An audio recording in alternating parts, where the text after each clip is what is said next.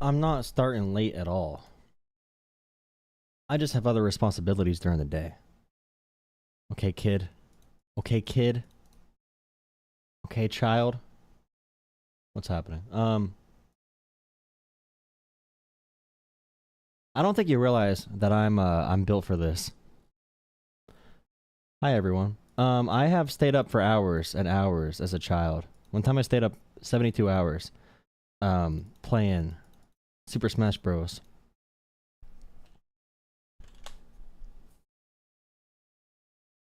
We'll see if it actually goes that long, for real, for real. We'll see if the people are here to reinforce it.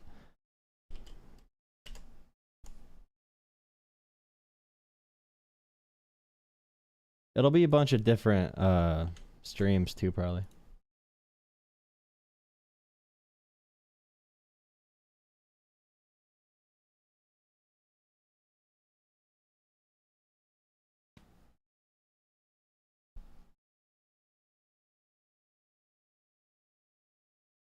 If you guys keep saying why start so late, I'm actually gonna shut the stream down. I'm not even kidding. I'll shut the stream down. If another person says you're starting late, I'm actually gonna not stream at all.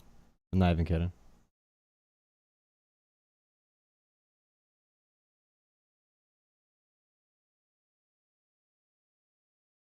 I'm not even kidding. Not even kidding. Where's this at?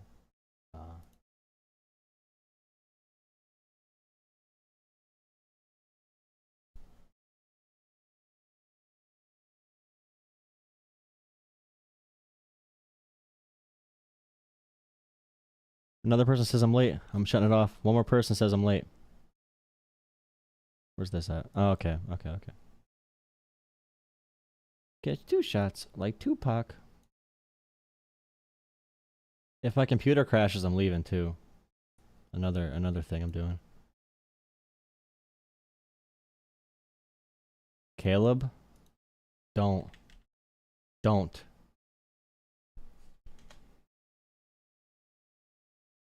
So, I was supposed to do this on TikTok.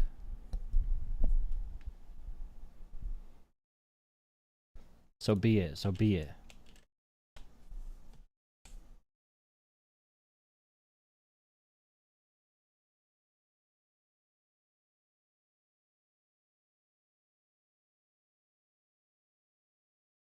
Gavin Newsom.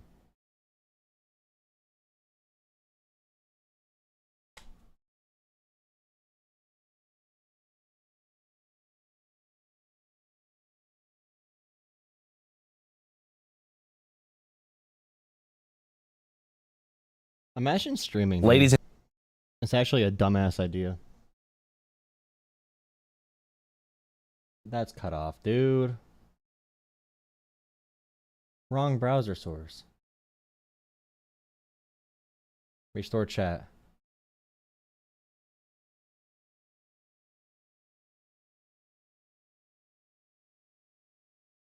Clips.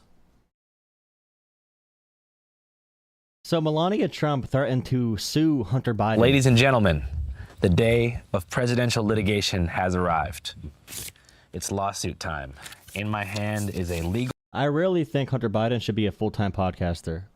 If Hunter Biden went on Joe Rogan, it would change the course of America. Demand letter addressed Guaranteed. to Mr. Hunter Biden from the First Lady of the United States, demanding a retraction of Channel 5's video called Hunter Biden Returns, in which Mr. Biden here makes some speculative... Would I vote for Buttigieg? Buttigieg? How do you say his name again? Regardless how you say his name. I would vote for him in the general, any Democrat pretty much at this point. But in the primary, definitely not. Comments about the relationship between Jeffrey Epstein, Melania Trump, and Donald Trump. Okay, well, they knew each other well. They spent an enormous time together. According to his biographer, is that Jeffrey Epstein introduced Melania. That's how Melania and the First Lady and the President met. Really? Yeah. Epstein made the intro. Yeah, according to Michael Wolff. Yeah. And so I only can go by what people are saying, and I don't know. He didn't make these claims out of nowhere. They come from another journalist named Michael Wolff, who is a biographer that actually spoke to Jeffrey Epstein. But now here we are.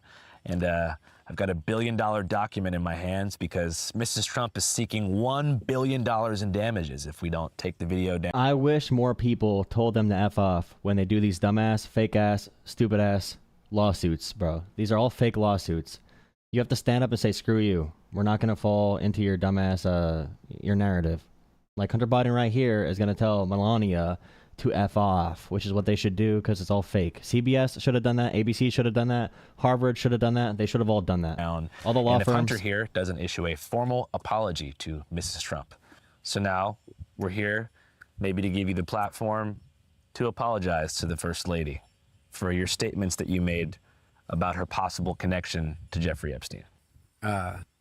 Fuck that. That's not going to happen.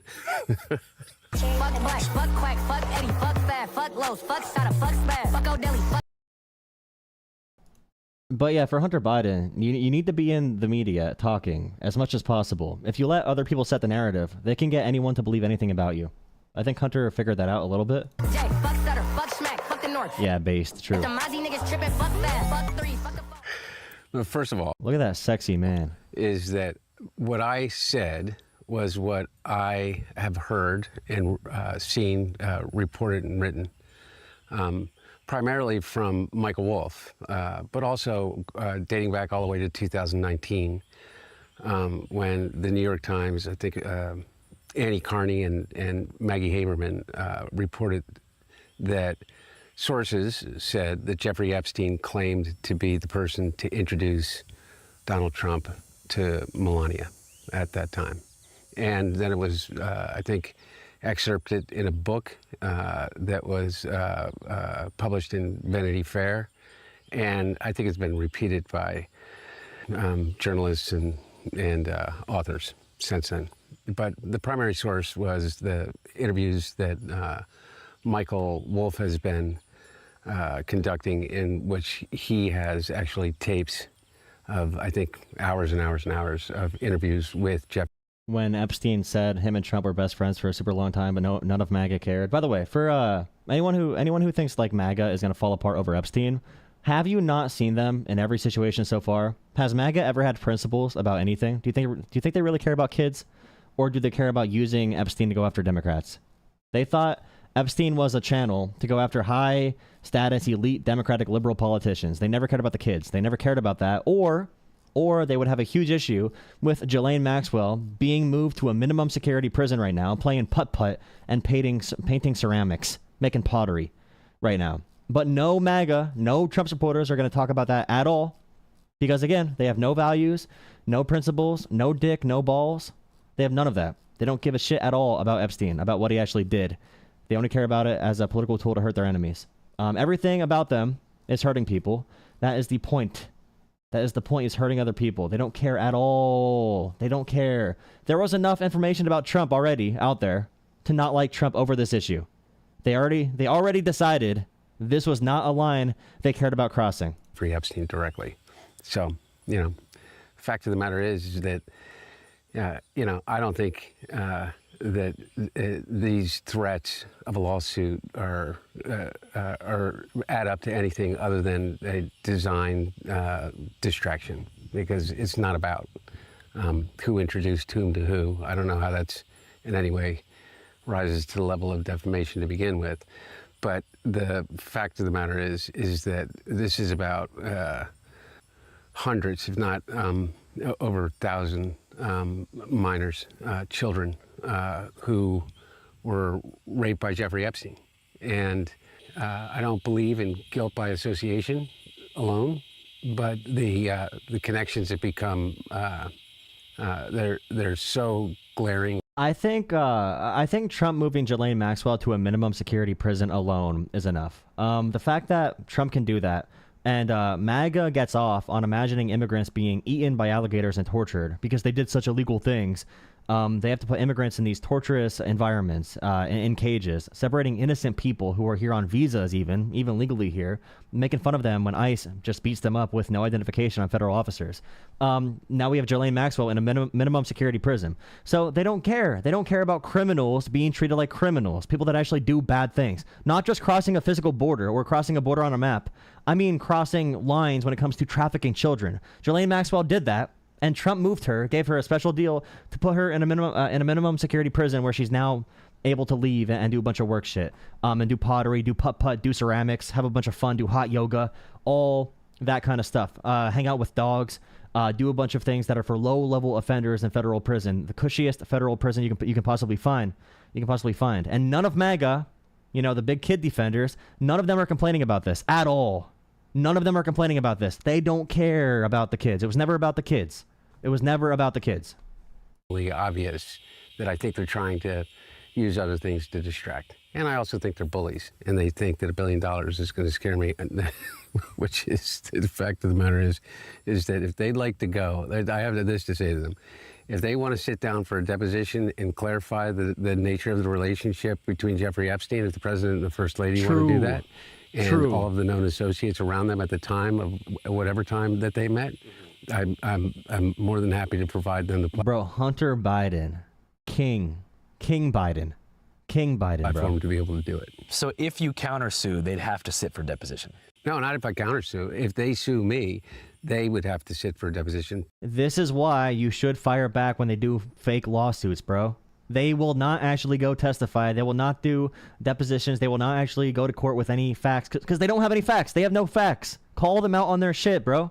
Call them out on their shit. They have nothing to stand on. Yeah, come. Let's do let's explore some evidence, guys. Yeah, Trump. Let's have you sit down. Almost certainly certainly the first lady would have to sit for a deposition. And it's all bluffing. Most likely, the president would have to sit for a deposition. And based upon Clinton versus Jones, the Supreme Court case, the president would not be exempt from having to sit down for a deposition. And that would be a pretty big deal, right? Well, I think the entire world would love to finally get to the bottom of the true nature of their relationship. But a deposition with a sitting president, has it ever happened before? Yeah, with Bill Clinton. I've only ever seen 2 deposition videos before. There's the Jeffrey Epstein one where they ask him if he has an egg-shaped penis. Have you seen that one? Yeah. And then he walks out. Then have you seen the Lil Wayne deposition where he threatens the person interviewing him? This would be bigger than the. Imagine being such a brain-dead moron. The guy in chat right now. A guy in chat just said, have nothing to stand on? What about Russia? You believe anything, bro. I wish I was a scammer. I wish I was a terrible person. You're a dumbass who sent away your entire life to me. You would give me so much money for the dumbest possible shit, bro. It's actually crazy, bro. Holy shit. You'll believe anything. If you believe there's a Russia hoax where Obama lied about some information, please call in. Please call in. Little Wayne deposition, I bet. That's the most viewed deposition of all time. Oh, is it? Yeah. Yeah. So anyway, no, I've seen the deposition with Jeffrey. You're a pussy, Joel. That's the wrong "your," bro. It's the wrong. Use the right "your." Epstein, in which, again, I'm paraphrasing. I don't know the exact words that he used, but he was asked, "Were you ever in the presence of Donald Trump and underage women and minors?" And he, after not having taken the fifth on several questions before and after that, he takes the fifth on that question. Yeah, Epstein answered a bunch of questions like, do you know Trump? Were you here? Were you here? He answered them. Then they said, were you in this place with Trump with underage girls? And Epstein pled the fifth. Mm-hmm. Yeah. And why do you think that might have been? Look, I'm not an expert in any way on Jeffrey Epstein in the case and what's transpired. But I do know this. I know that Ghislaine Maxwell was convicted of child sex trafficking, but sex trafficking of minors in particular. And Ghislaine Maxwell now, who's convicted of as being one of the and by the way, and participated in those rapes, not just procuring women and girls. We have to remember this: girls, children, for Jeffrey Epstein, but participating in that sexual abuse. And she is serving, I think, 20 to 25 years, and was serving in a maximum security prison. And all of a sudden, Ghislaine Maxwell, which is almost unique, according to experts, has been in the history of the prison system, federal prison system, as a sex trafficker, has been moved to the maximum security prison, to a minimum security prison, I think, in which at some point prisoners have the right to be able to petition to be able to leave prison on, during the day and check back in, kind of the way that Jeffrey Epstein served when he served his year and a half or whatever it was. He didn't spend the day in jail. He left. He got the ability to leave. You would believe a crackhead who sells shit artwork but can't say who bought it? Sad, bro. You have the CTE level of the last white running back, bro. You have the brain damage of the last white running back. Like, you sound like such a pathetic moron, bro.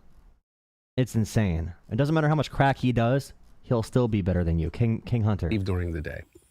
And I also know that people like Kash Patel, Pam Bondi, Dan Bongino have made careers off of the Epstein case. Trump is a very stupid person. Trump is a dumbass. Like, he is a very dumb person. Trump is a good manipulator, but you don't need to be smart to be a good manipulator. You could be smart at manipulating, but when it comes to actually knowing facts about the world and how the economy works, the guy thinks other countries pay tariffs.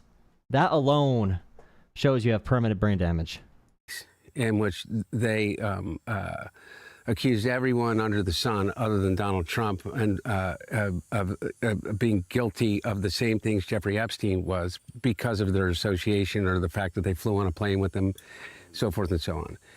And one of the things that was their main focus in 2024 was that they were going to get into these governmental departments that had control over these quote unquote files and lists. And it's just like no one wants to call into a show like this. They're just scared to prove me wrong. Trump is a dumb bitch. Prove me wrong. Do you think he is? Do you think he's not? I believe he is very dumb. And also, that disrespectful term for women. And all of the things, and they were going to release him. And, all of a sudden, now they're not. And so, again, what it comes back to is this, are we going to... Yeah, again, when I do this stream, it'll be up and down. I'll make multiple streams. I'll probably take a pause in the middle to make a TikTok about it, to try and get more people to come to have conversations and all that kind of stuff. But it's really up and down compared to... Is this real? Can you play as both men and women in the new NBA 2K? No, there's no way. I'm not buying that. I'm not buying they're going to let me play as Angel Reese and Shaquille O'Neal on the same court. I'm just not buying it. Normalize this type of behavior in which we're just supposed to all look the other way. And that type of behavior, what I'm talking about, is the rape of children. Are we going to normalize it to the degree that say, oh, well, Donald Trump was just interested in models? Wait, is that actually happening? Are they going to let... Wait. Are they actually going to let men and women play together in NBA 2K? That dude. They know what they're doing if they do that. They know what kind of memes they're trying to make. Whatever that means. Or that it was a crazy time during the late 90s, early 2000s. No, it's real. I think it might be real. Wait, is this the ad for it? There's no way. This is Paige Becker. Why is my quality at 0% right now? I don't know what's going on there. It's time for you. All right, NBA 2K. Rumors you can play with men and women on the same court. There's no way. I don't believe it. Again, the memes This is Paige Becker. will be heavy. It's time for you to be the best. Bro, I'm not trying to, it's not a bad thing. I just know it's going to be memed. I know it's going to be memed. If they let Angel Reese back down Shaq, how's that going to work? Is it going to be how are you going to be able to dunk on a WNBA player who's like 5'4", a 5'4" point guard or something if you're a 7'6" Shaquille O'Neal? My team. Let's go. Give it all I got, then I'ma give some more. Push it past the limit, cause I'm built to score. Mind over matter. Okay, I'm sorry. I'ma win the war. I'm sorry, but if I see Caitlin Clark do a spin move in the gap and at the right shoulder, past Kevin Durant, and fades it over him. And then I see her do like a, don't call my show. 1 second. I'll be really disappointed if I see like Caitlin Clark block Shaquille O'Neal at the rim. I'm just saying. No matter what. Like, I'm all for it. I mean, in my team in NBA 2K, they have cards. It might be a my team thing. They have cards where you have like a Muggsy Bogues, who's 5'3", and he has a 99 driving dunk, and he can dunk on everyone. So if it's like that, bro, if they make a Caitlin Clark card that could dunk with a 99 dunk, bro, that'd be...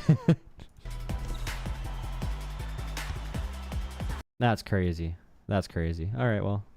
2000s or whatever. I don't know. But that's ultimately the question that the American people are going to have to answer. And I guess MAGA is going to have to come to terms with whether or not they're going to allow Donald Trump to completely liquefy reality and say there's nothing to see here, move on. And by the way, there is not a chance in I'll try to talk to this hell person. that there is a actual legitimate cause of action as it relates to defamation for what I said and attributed it to Michael Wolff. But if they want to go through the process, they know that it's going to cost an enormous amount of money to do it. And so, that's the only thing that I got to figure out. We got to get we got to figure out how the hell we're going to pay for it. Yeah. But How much do you think it would cost? I don't know. I mean, I most likely in the in the high hundreds of thousands of dollars, if not millions of dollars, to be able to do it. In legal fees. Because just think about it. If you're going to try to get the president of the United States for a deposition, and all of their known associates during the time that he met Melania Trump, you Call from. Hello? Hey, this is Andrew. Howdy, Andrew. How's it going? Going well. What's up? I got this phone on just a political and debate commentary. Yeah, this is, you're live. Your voice is on there right now. Ah, cool. Yeah, what's up? What do you want to talk about? Made is that Trump is essentially just a dumb bitch. Is that it? Well, when I say that, it's like an insult too. He's dumb in many ways when it comes to knowing the job, but he's smart when it comes to manipulating people. So he's dumb with respect to a job. Yeah, So, like he thinks, first of all- okay, you go. No, you go ahead. I want to make sure I understand what's being claimed. He still says right now that tariffs are paid by other countries. He thinks gas prices are $1.90. He believes that Canada and Mexico have screwed us over with trade when he's the one that made the trade deal. He still says, who made this trade deal with Canada? It sucks. Whoever that president was is an idiot. He has no idea he even made the trade deal. He thinks that coal is better than solar panels and wind energy, which is super insane. Like, there's a lot of things that he says that's very, very brain dead. Okay. I'm not familiar with all of the claims. I haven't been keeping up with everything, but I do have like theoretical, just I guess more, not exactly as much facts as much as principles, which are still equally valuable in considering, I hope. But for example, I guess I do know a little bit about the environmental complaints, and there is a good tangible amount of discussion to be made on whether or not wind and solar are actually compatible with coal. I do agree that coal does have a pretty nasty effect on the environment, but is there really no environmental costs to be evaluated with wind and solar? Like when it comes to the efficiency of like wind energy and solar versus coal, it's actually going to be surpassing it when it comes to how much it costs to do coal, the impact of coal, how many people it kills. It's by far the most deadly form of energy.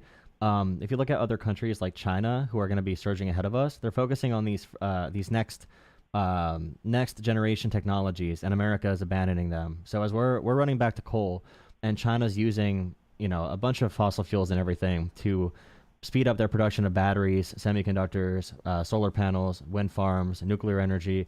If we focus on things like coal, which are really destructive, not good bang for your buck, Right. it's going to really hurt America when it comes to our national security and our long-term goals as a country. Okay, there's a lot to unpack there, but No, okay, I'll say really quick though. Like coal has a place. I think coal and gas have a place in the gaps. I would strive for using things like coal as an emergency where we cannot get green energy to yet. And if we can get batteries at places, we should do that as first goal. But I'm not going to say we should ban coal or natural gas, but it should be we do as much renewable as possible, do nuclear as well, add it onto those, and then fill in the gaps with the other ones. So one of the problems I have, and the main concern, is that we have the idea that we actually have enough wind and solar capabilities, both the infrastructure to create this and the just the natural resources even required to get wind and solar. If you look into the amount of cobalt, copper, and different mining materials, the costs are humongous. So I'm an electrical engineer right now, so I'm studying a little bit about this. I have a lot of buddies around me who are all like, yay, let's go into wind and solar. And I'm like, that's great, awesome. In fact, they're kind of cool technologies. I really love what they do. But when you're just trying to look at how much resources you have available, the U.S. dominates a massive amount of oil, coal. We have natural gas underneath our country. When we try to get the materials to get solar and wind, you have to get them from third world countries. Cobalt has to be mined in places in Africa. You have to get them in South America, countries that, one, we don't necessarily have nearly as much military superiority in, or are controlled by dictators. We don't really want to fund them. And so you're actually sending money to places that cause Trump a lot loves of dictators now. But as a country, Trump loves supporting dictatorships. He supports those more than he that's supports actually something you don't democracies want, though, is what I'm saying. My whole point is that by going into wind and solar, you'd actually be supporting more dictators. I mean, right now, like Biden... You're getting sidetracked.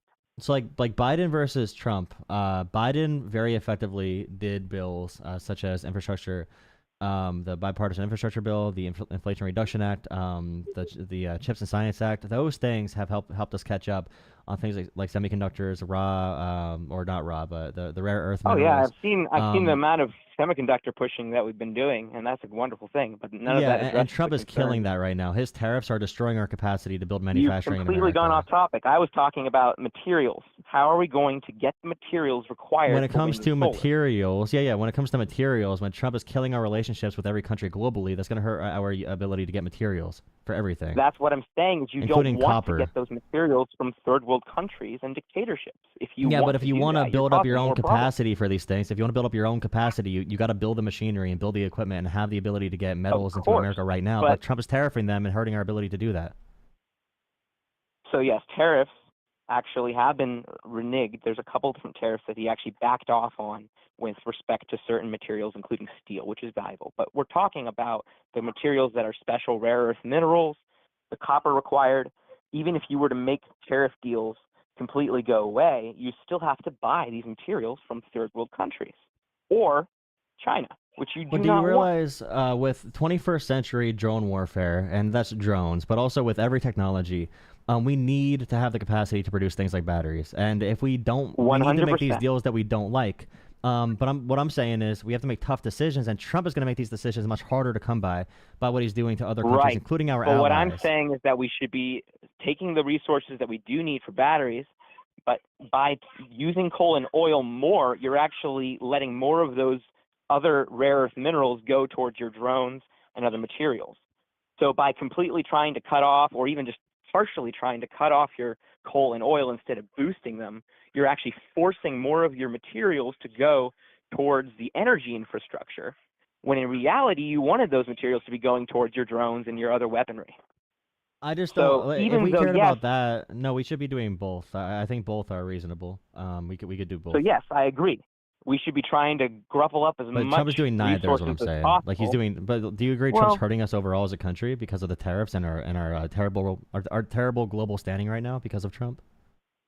Again, you're trying to get off topic. We're talking about his policies. Okay, we're talking about his policy on all of this stuff is terrible. When it comes to the policy of America being sustainable, this is going to leave a mark on America for the coming generations if we don't back off it soon. If we're going to rip apart all of our, including Australia, for example, we have a huge... You're getting sidetracked again. I was talking about energy. I am moving. This is how humans interact. I'm talking about the political. This is a political show. I'm talking about the politics of it too, that interact with it. Well, aside from all the other forms, we're looking into the politics of whether or not you should be pushing for coal and oil, or if you should be trying to decrease Okay, the do you amount know of the coal big and oil beautiful you're bill using. changes Yes. to the green energy credits, and they wanted to give credits to coal instead of green energy? I think that would be wise. Have you seen how many different solar energy programs got money and then just wasted it? Including Elon Musk, which, if you remember, there was a whole entire population of people that really loved Elon Musk until they realized, wait, he's supporting the alternative character. Our active manufacturing spending in America, because of the spending on things like batteries and solar farms and everything, went up like, our total manufacturing went up like 4 times in America. So if people care about American manufacturing, supporting green energy, and if you look at other advanced economies, they are going away from coal rapidly. They're going towards green energy rapidly because coal is it's very shaky to use long term. We're not going to be able to use it long term in a sustainable manner. Like if we're going to say we should be increasing coal production and moving away, if every other advanced economy is moving towards coal, is moving towards green energy and nuclear, and all the poor countries in the world are relying on coal still, and America is looking at these two things, poor countries versus rich advanced countries, and we're choosing the path of the poor country.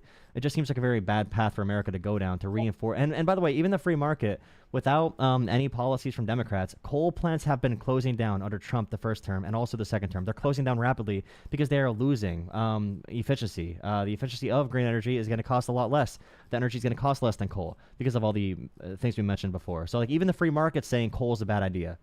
Unless if you want the government to you want the government to give. Are you saying you want? The free market is not saying that coal is a bad idea. It actually is pushing for coal because if you were to take away the amount of legislation and legal crap that you put on the industries, suddenly coal and oil start to boom.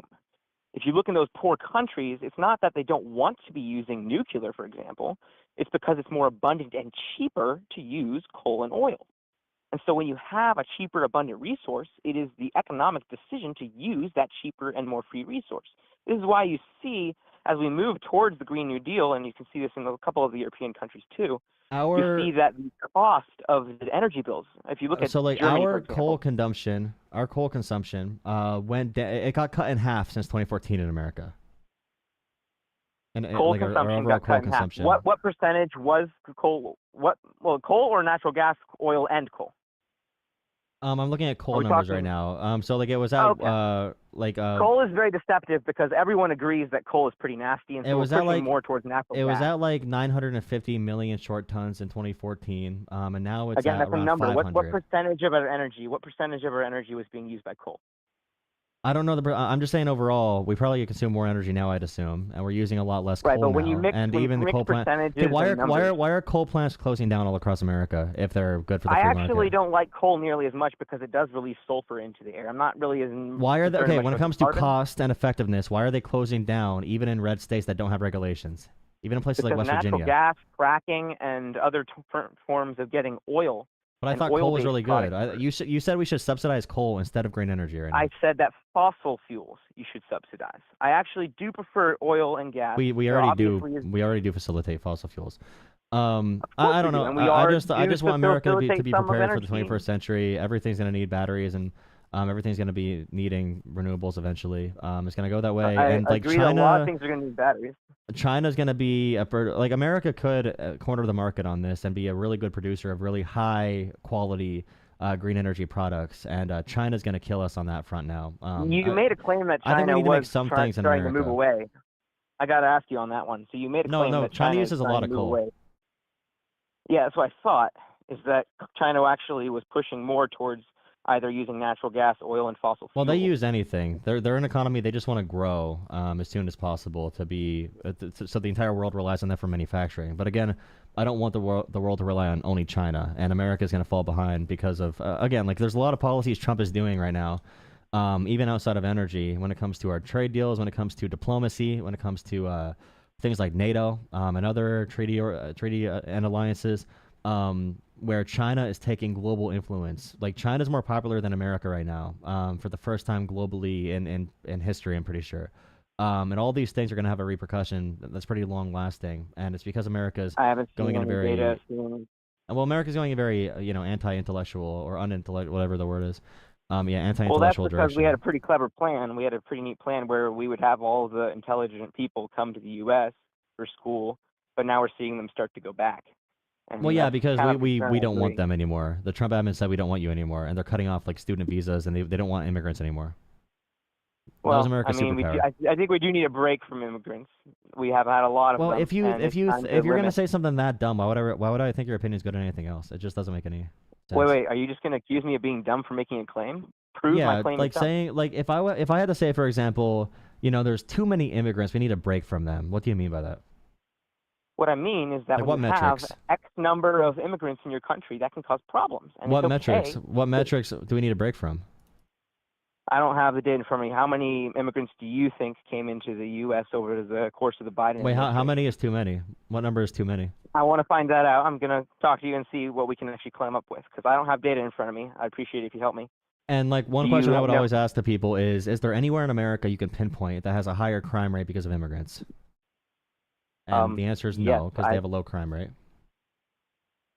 Wait, so your claim is that immigrants coming across the border does not increase crime? No, Or, it actually I mean, it decreases crime in America by percentage because they have a lower crime rate than naturally born American citizens, and it usually selects for better people because immigrants are either coming from 30-day walks on foot or they're coming here because they're very high skilled. So first of all, if you come here illegally, you are already committing a crime. So the No, crime rate that's technically really is going up. very stupid. It's very stupid. So, are you a criminal not. if you You're breaking speed? the law. If you, What if you is the speed in your definition of a car, crime? if you speed in your car, are you a criminal? If you get a speeding You've broken ticket. the law. You committed a crime. So or you everyone who committed a misdemeanor? speeds, so anyone in chat that speeds right now is a criminal. You're saying? Did they commit a misdemeanor or did they commit If you've a crime? ever sped before, do you think crossing the border is like a criminal charge right away? It actually is a felony. You break three Do you different think a felony laws. visa overstay? Do you think a visa overstay is a felony? If you do not report yourself and deport, Okay, then so that's you are another. committing a Okay, so felony. they're shutting down the asylum that's not process me, right that's now, just which the has law. nothing to That's do with a plain the law. felony at all. No, but the thing is, right now we have a lot of visa overstayers and also asylum seekers that the Trump admin is abusing. And well, hold that's on. one You were big issue making that a people very have. wide claim that was kind of ridiculous. You're saying, oh, wait, if you break the law by speeding, are you a criminal? Well, there's actually different Yeah, the word criminal classifications. means like this Somebody person's a public safety threat. Usually, if someone says that guy's a criminal, it means we should be afraid of them, and I don't think we should be afraid of them. Okay, so your claim is not that the crime rates are going down in areas that have more immigrants. It is You're okay. more Violent concerned crime. about Okay, violent crime's specific going crime. down. Okay, violent Okay, crime's violent going down. crime. Yeah. The crimes that Got it. actually matter are going down. Yeah. Okay, well, at least you refined your claim there. So now we're looking at violent crime. If you're only looking at violent crime, you will see most definitely that people crossing the border illegally produces more violent crime. That just It's doesn't. very simple. There's no Where data does that most of backs that up at all. I'll ask you, where There's does no most data of at the all. fentanyl come from? Where does most of the fentanyl come From American citizens bringing it over the border. American citizens. From where? From any border. American citizens. It could be any port of entry. But primarily, are you going to be honest here intellectually? Because we both know Okay, that if most of the American fentanyl- citizens travel to another country and bring back drugs, it's not an immigrant's fault, I'm not right? It's the asking American about citizens' some fault. people who come in through. You said where do planes drugs come and from? legal You said, ports. and I said American I said, where do citizens, and most? also I we said, had where do crack in most? America. We had opioids in America. We had a lot of. I'm not self-grown asking about that. problems. I said, where do most of the fentanyl come from? Where does it Because come there is a from? fentanyl China? crisis. It is actually there's a lot of drugs that do come from China, but they go Yeah. through Mexico. So by closing down on the border, With American which, citizens. They have. If 90% comes from not American citizens. Okay, if That's not my 90% point. if 90% comes from American 94%. citizens, why would shutting down immigration help then? If American I citizens didn't say bring in the anything about drugs? 90% coming from Americans. I said that. So are you gonna 94% shut of down? all- Are you gonna shut down the border for Americans coming back in too, since they bring all the drugs in? Can you repeat that again? If you want to say, because right now it makes no sense. If American citizens bring in the drugs, most of the drugs, all right, are you gonna I shut down did the not border say for that. American You said citizens? that. That's the fact. I don't believe that they brought in most of the drugs. I Okay, would I'll have look to up. Okay, see my American research. citizens traffic drugs. You just don't know the facts because if you're a conservative, you don't know facts about literally anything. Ouch, Okay. burn.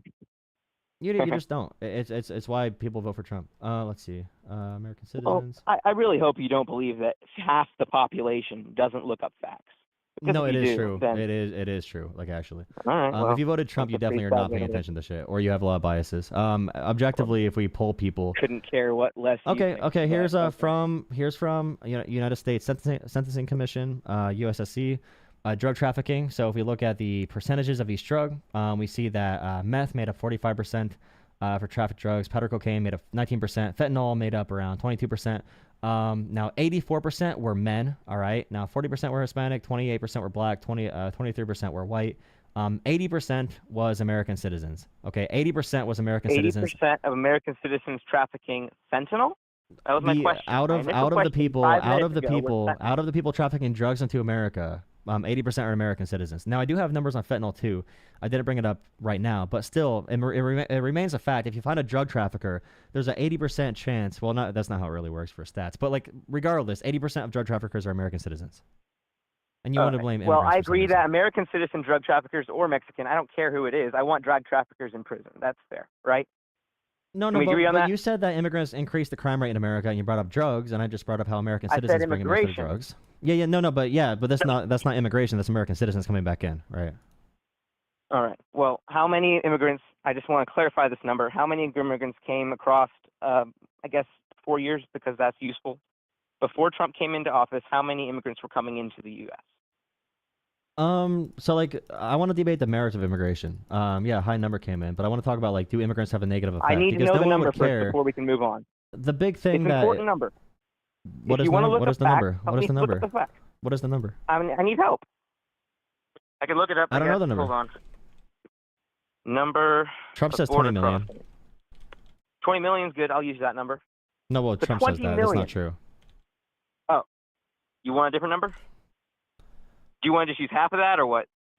I'm happy to be But conservative okay, on this number. do we agree before we move on? Do we agree? So like through Biden's presidency, they recorded around 7 million encounters at the border. 7 let's million see, encounters, so which some means say, that a lot of some say people 7 do not million get encounters. encounters, some mean 10 million encounters. But when they say, like, for example, 20 million illegal criminal immigrants are in America right now, that's a completely fake number. It's probably 20%, 10% of what they say for the numbers. Well, I mean, that number was recorded under the Biden administration, correct? Yeah. So why would the Biden administration want to make themselves look bad? I mean, Of you course, could also just say, they're going like, to underreport their numbers. Always. well, when no, their usually own in administration- like, for example, Barack Obama brought in Tom Homan, right? I don't know who Tom Homan is. He's the Who border is he? czar. In politics He's before current border Trump, czar? in politics before Trump, there was a sense of actual professionalism and an actual numbers thing. Like Trump firing the labor statistics person because he doesn't like the numbers. That never happened before Trump. It never happened. That president would be removed instantly. But So Trump who is a did he special fire? cookie. Hold on. Did he fire someone from a previous administration or from his administration? Yeah, from previous administration, but regardless, like you could have people in since Well, Reagan he that Trump has is the firing. authority to do that. That's his job, is to get people that he feels are going to be Yeah, you have the qualified and authority he to accepts. go shit your pants in public too, but it's not a good thing. You could go shit your pants right now. Well, No I one's think gonna it's stop actually you. a very great Go thing shit, to go shit have your people pants. that you appoint. Go shit your pants in public could and tell me always- if people look at you weird. You can say, hey, But I'm you allowed to think- shit my pants. I'm allowed to. It's a dumb example to Do say you that. think that having people you appoint I'm allowed to as shit my your pants. employees I'm allowed to shit my is pants. not a wise idea, and you should just use the Yeah, guys that were for previously example, failing? like Jerome Powell, for example, is one of the most successful Fed chairs in American history, and Trump appointed him, and Trump kept him, and then Biden kept him on, right? Biden kept him, even though Trump appointed him, and now Trump wants to get rid of him. I mean, everyone hates Bobby Kennedy now, but you all forgot that he actually ran in the Democratic. You're such a okay. primary. You got Twitter brain. Kennedy's I'm just insane. saying that He's people always can been be insane. from different parties and join Kennedy's other been parties. insane It's not when like he was a everything Democrat has to be too. black and white. He was crazy too when he was a Democrat. That has not changed. But okay, back to my other thing about immigrants, right? So you agree immigrants have a low crime rate, right? No, I don't. A low I think violent that's crime insane. rate. A low violent crime rate. So you're Yeah. saying that some immigrants may, in order to keep a quiet profile, not commit violent crimes to stay in the country? That makes perfect sense. Does that mean that they're not You committing see crimes how every you day? said that? Do you see how you said that? Like you assume immigrants want to commit crime and they are naturally violent, but they just don't do it to not No, be I deported. don't. Do you think I they might said just that be decent people who are fighting for a good life in America? Do you ever just consider that? Well, they could be do they decent have a people? right to have a right? Do they have the right to have a good life in America? So, like, you realize Trump is going after a lot of people going through the legal asylum process. He's shutting it down illegally. So, like, there's people going through asylum. hold There's on. people going through with visas being rejected because they say something bad about Israel. But you just said, like, oh, they just don't do violent crime because they don't want to be deported. It's also, again, remember immigrants. You either have one group that, even if you come here with an asylum claim that you don't think is a real asylum claim, they still walk here on foot, like, for a whole month straight. So the person's probably a pretty, probably a badass. They're probably a really hardworking person. And then you have another group that's a very high high skilled immigrant. So like that's the reason immigrants help America Okay. so much, and they have a lower crime rate. If you're born in America, you don't have to work hard to be an American if you're born in America. You have a I mean, you still have to you follow have the a supply and demand curve. no, If no, they but are no, I'm just actually saying. good No, I'm just workers- saying. No, I'm talking about the quality of people, though. Like the people themselves. Like if you're in America, you get a participation medal. You got to be a citizen. Like that's awesome. But like that's the reason immigrants have a lower crime rate and also very high success numbers because these are hardworking people that come over, whether high skilled, low skilled labor. It's just not true that these are Hold on. savages coming here. Like they're here because they're. I'm not saying anybody's a savage, and don't you ever. Well, you make just that made it claim. seem. You just made it seem like that when you made that disclaimer. I'm more before you said interested in that. the numbers here because at the point you got to be able to ask yourself, look, even if you have 1 million nice people, 10 million nice people, 20 million nice people, how many of those people are bad actors? And you don't know unless you have an incredibly thorough vetting process. You don't have control over who's coming in your country, and I think that's a bad idea. No, So you even can if you talk do about wanna you start can letting change them- the border you could change the laws then. But like right now, the immigration system and the border are two different things. And with Trump and Biden deported a lot of people, right? Like he still deported a lot of people. Not nearly as many as Trump has been deporting. Okay, but wait. Biden average deportations versus Trump term 1.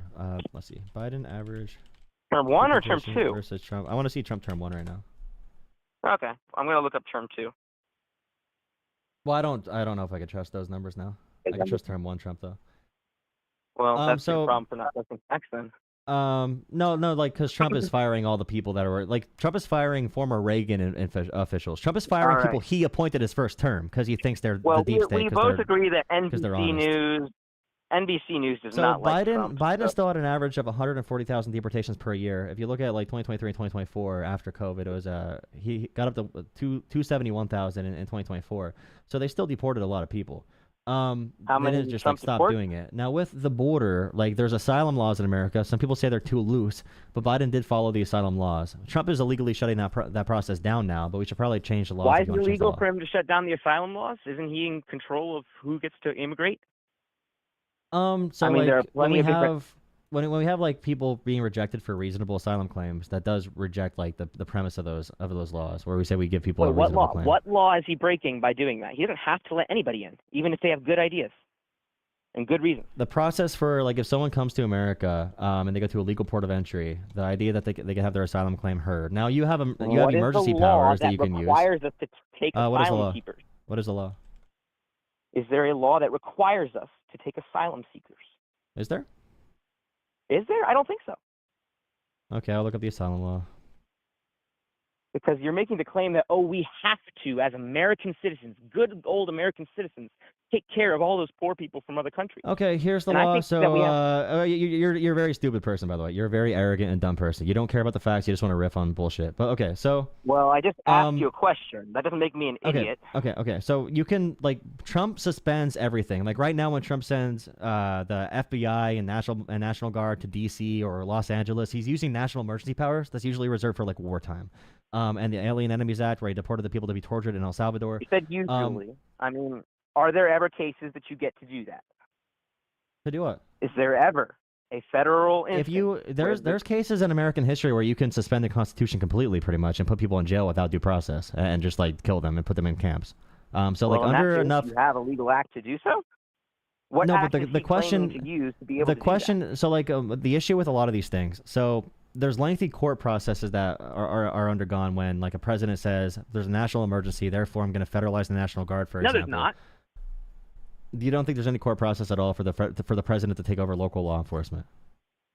To take over local law enforcement, there might be. Yeah, like under Los some. Angeles. But using federal law, the earlier claim that we are discussing is the fact that you have federal law enforcement, federal agencies sending essentially troops into an area to help mitigate some effect, right?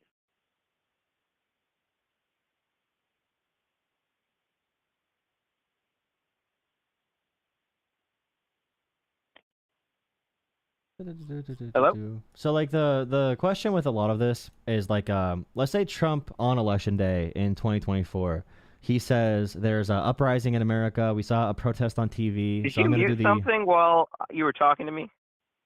No, I can't mute myself. I was just reading something. Oh, that's really No, I confusing. was reading the chat. Well, no, I don't have an encyclopedia in my brain for everything. So like, So No, you yeah, have to of think for a course. second. I So like, watched. if Trump said on 2024 election day or 2026 or whatever, which he wanted to do in 2020, he says we're going to do the Insurrection Act, we're going to suspend the Constitution, and Trump called for suspending the Constitution in 2020, Did and he people quote just said no unquote to him. say suspend the Constitution? Or are you adding words? Yeah, no, he actually Did did yeah, he did say that on Twitter. He said it should all be shut down. The Constitution should be suspended until the election is certified for Trump. So like, And that's pretty scary, right? it is really scary when Trump lost the election and he still says he doesn't lose. And that's the type of shit where if you reelect someone like that, your democracy usually does not survive a Well, I person mean, like Trump. he did still step down. A real dictator would not step down when he says he didn't lose the election. So that's Well, a not little bit really. different. Like Hitler tried doing a coup in Germany, and he was put in prison for like a few months, and he never like stepped down. Like he had to go back because of political pressure. He did. Like, here's the question though: if Trump was allowed to overturn the American elections, would he have done it? And I'd say 100% yes. He tried to on multiple fronts, legally and illegally. Now, did he step down? I don't think he stepped down. I think he was forced to. After, he probably would have gone to jail if he didn't like stop after January 6th. He may have gone to jail in any functioning country. He would have gone to jail after January 6th. He would have been tried for treason or for trying to coup the government, like the South Korea former president did, and also in Brazil with Bolsonaro. Like that would have happened to Trump as well. But like, okay, the big thing with the Insurrection Act is, Trump also called in 2020 to seize voting machines in 2020. Now, can he legally call, like, hey, can he say this is insane? We need National Emergency Act right now. We have to bring up the Insurrection Act and a bunch of other laws from 1800s to shut down all rights in America and seize the votes, because although that's probably bypassing states' rights, but there's not going to be a court case for, adjudicating that right away, especially if Trump just rams it through. Do you see like where there can be issues like that, like the Alien Enemies Act? Trump used it to deport those people to El Salvador. I know I'm jumping all over the place, but he really said are. for that act that he is that we are at war with Venezuela. He said we're at war with Venezuela.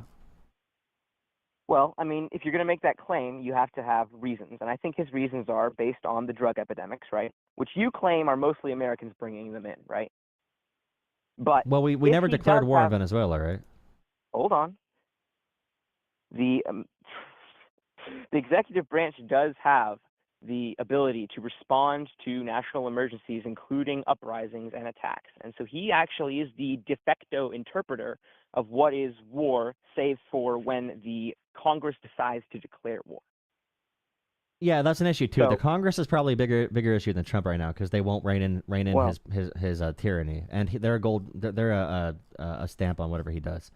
I mean, but yeah, to be we're fair, not. Do you think we're at war with agree. Venezuela? Do you think we're at war with Venezuela? So what would you make a claim that someone is going to war with a country? What would be the argument that you make? I think You the would argument need he's making is that step one, you have a bunch of people illegally crossing the border into your country.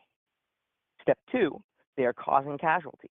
If you can make both of those claims, I think you have a pretty fair argument that someone is essentially going to war against you. So if a bunch of Americans cross into Canada randomly and just kill a bunch of Canadians, you think that's America being at war with Canada? Well, I mean, you don't have the government support, but we've had a lot of black isn't that okay? Like, where we say even we under don't that, isn't that kind of a big point to saying you're at war with a country to suspend? Like, Alien Well, Enemies you're Act kind of says, making a straw man argument here, right? Because you don't know how many Americans, you don't know how many deaths, right? If you had 1 million Americans go in with guns, it's very simple. It's very simple. If you need to do all these hypotheticals to say we are at war with a country and we should be suspending due process, it's not and just, like, hypothetical shipping though. It's people actually off. reality. You have a bunch of people from Venezuela coming in, and it's causing death. this is necessary, if you say the Alien Enemies Act is necessary, we have to suspend all these rights of the Constitution because we're at war with Venezuela under these standards, you'll say it for almost anything. Which rights are we suspending? So, like, if we say we can pick someone off American streets, no due process at all, we can put them in a van because we saw a tattoo, we think they're a member of a gang, therefore they're a terrorist, and now we can ship them off to El Salvador. That violates at least a few rights, I'd assume. Well, if you're an American citizen, if you're not, then you don't have any rights. Okay, that's all. Do you realize that? Okay, you're a very, very smart person. You're I believe very it was smart. 100 miles within the border. Do you think the Constitution applies to non-citizens? The U.S. Constitution applies to non-citizens? No. Okay, you have to look up some court cases with the Supreme Court, for example. We already know that immigrants are given due process and freedom of speech in America. We cannot just jail someone for their speech, or we cannot take away due process from them. All persons in the Constitution, these rights, or is that I don't have it up right now. So the thing is, it says persons in the definition in the Constitution. you either see citizens' rights and you see a person's rights. Wherever they say persons, so all persons are given freedom of speech. Congress shall make no law abridging someone's speech. That's all people in America, including non-citizens. And then we talk about that's why that's why Mahmoud Khalil. That's why that one Palestinian protester got. He's out right now because the judge said, hey, this is kind of an anti-First Amendment thing. And also due process, if we pick up a random person, and it makes sense in my opinion, where like if you have a tourist in America or an immigrant, it does not make sense the government should be able to just say that person should be in a jail cell because they said they don't like Trump or whatever. I think I like that about America. So we are going to hold then that the Constitution does apply to everyone in the United States. What is your solution when you have X million people come into this country and you need to remove them? What is your solution? So, like, which are the main problems with them coming in? Well, hold on. Are you already going to bypass the fact that having millions of people come into your country without knowing who is a problem? Because that already is a problem. The amount of people in America that we don't know. Okay, so you're saying that for every person in America, we should know every single thing they do at all times? I think that we should have a pretty good idea of who is coming through our borders. If you had to sacrifice your own freedom for that, if the government was scanning every person's face in America to make sure there's no illegals in America we don't have tracked, would you be okay with that? If they That's scan your actually face what I too? don't want. I prefer Americans and people who successfully have made it into the country to already have pretty much an anonymous life. But the fact is that we already have a problem. We let a ton of people into the country. But here's the big debate, right? Here's the big debate is if you have someone crossing the border illegally, then you could say that's a problem for sure. But then if the government does illegal activities in response, or like right now the big beautiful bill expanded the surveillance state where they can scan any of our faces now with facial recognition technology that'll tell us who or tell them who we are within 15 seconds. Legally, they can do that now. And we are just letting them do it because we want to go after immigrants. So I would say that in a debate like this, immigrants have a low crime rate. I think we would agree on that. You know, U.S. citizens bring in most of the. Well, you're wrong about that. Okay, we have. You can look up the crime rate. You could say you could disagree with numbers. If you don't like numbers, you could be gay and shit. It's fine. But when I'm talking about this, the big thing, okay, if you don't care about the numbers, it's fine. You don't. I won't bring up numbers if they scare you. You've completely degraded the meaning of what it means to be American. If anyone can just come and live in America. That was the whole beginning of America. That was the whole beginning of America. That was the whole beginning of it. Yes, it was. Settling America was anyone coming to America to blaze new territory. Yes, and our borders were not really sealed until like late 1800s, early 1900s. We had open borders until then. Like most of American history had open borders. We had a lot to do when we got here as. Oh, we had a lot to do. Great, when we survived it. But like the big thing again is when we talk about the government doing illegal things versus people. I'm always going to say the government doing illegal things is more dangerous to all of us than a random person coming over from the border because we know for a fact they have a lower crime rate. You might not agree with the numbers, that's fine, but we should be more afraid of government tyranny than 100%. Random people crossing the border. But you're not because you don't even know the Big Beautiful Bill did this. Well, first of all, the Big Beautiful Bill. Well, hold on. I need to be informed here. What specifically are you talking about? So, basically, there's like there's a border around every line in America. It's I forget the exact numbers, but essentially they can. ICE has more power to scan all of our faces, to compile government data to make sure they can track every person in America to make sure they find the so-called illegals. And it's the big threat is ICE now has a bigger budget than most militaries. They have a bigger budget than like Brazil's military and Israel's military alone. They have more funding than our FBI, DEA, and all these different organizations combined by times 10. You want the border to be one of the most well defended. That's the whole point of having the Department of Defense is to defend ourselves from other countries. Then having a border would be one of the primary things you fund. The big issue is you don't care about crime, though. You just don't care about violent crime. I will give you... No, hold on. I was going to give you a point. I don't like the idea of being able to look at more and more data belonging to Americans. So when you're talking about ICE being able to look at that data, confiscate data, anything to do with that, sure, you got me. I'll accept. I would totally prefer a more privacy act when it comes to data, because if it does come to the U.S. people needing to make a change to government, you want the data to not be in the hands of the government. So I have if all the numbers say immigrants lower the crime rate in America, and you disagree with it, why do you disagree with these numbers? Well, because you just inherently are forgetting to type in that word, violent crime.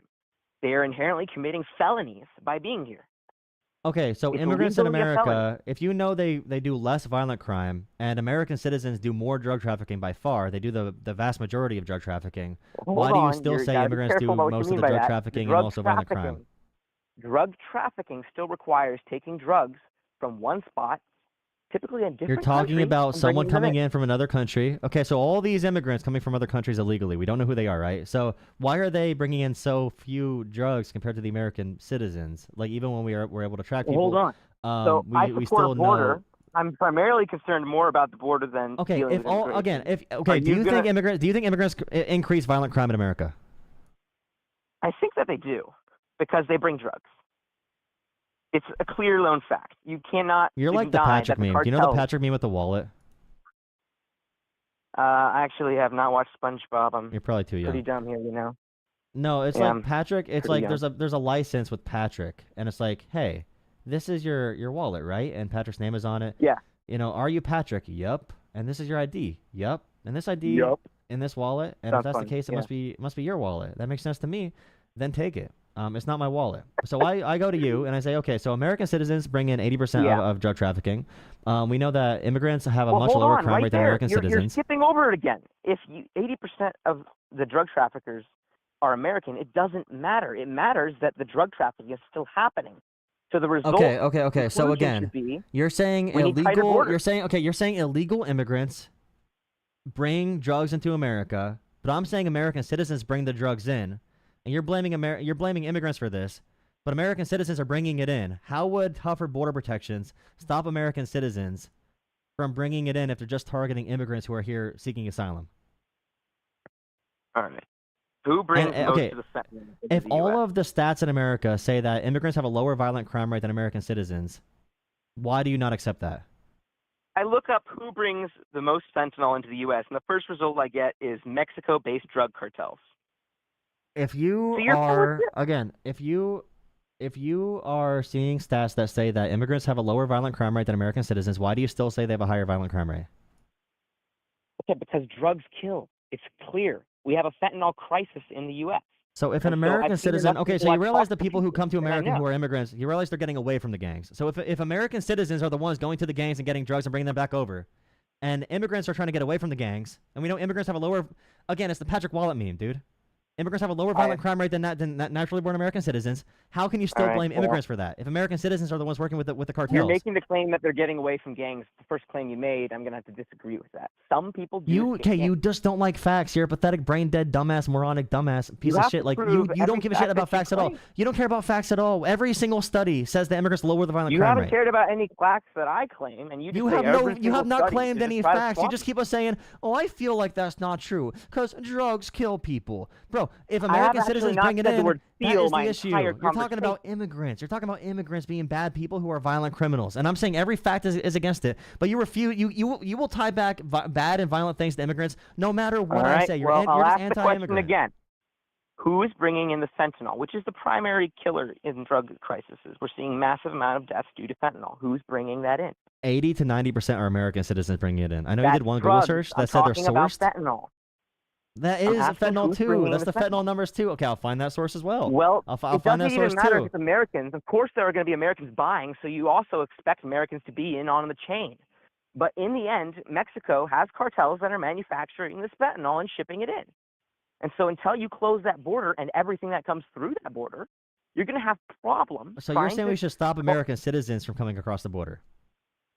No, I'm not saying that at all. You are such a dumbass. Holy shit. If American citizens are bringing in the drugs, they're the issue then. They're the ones bringing in the So drugs. how are they? The immigrants are I'll not. ask you then.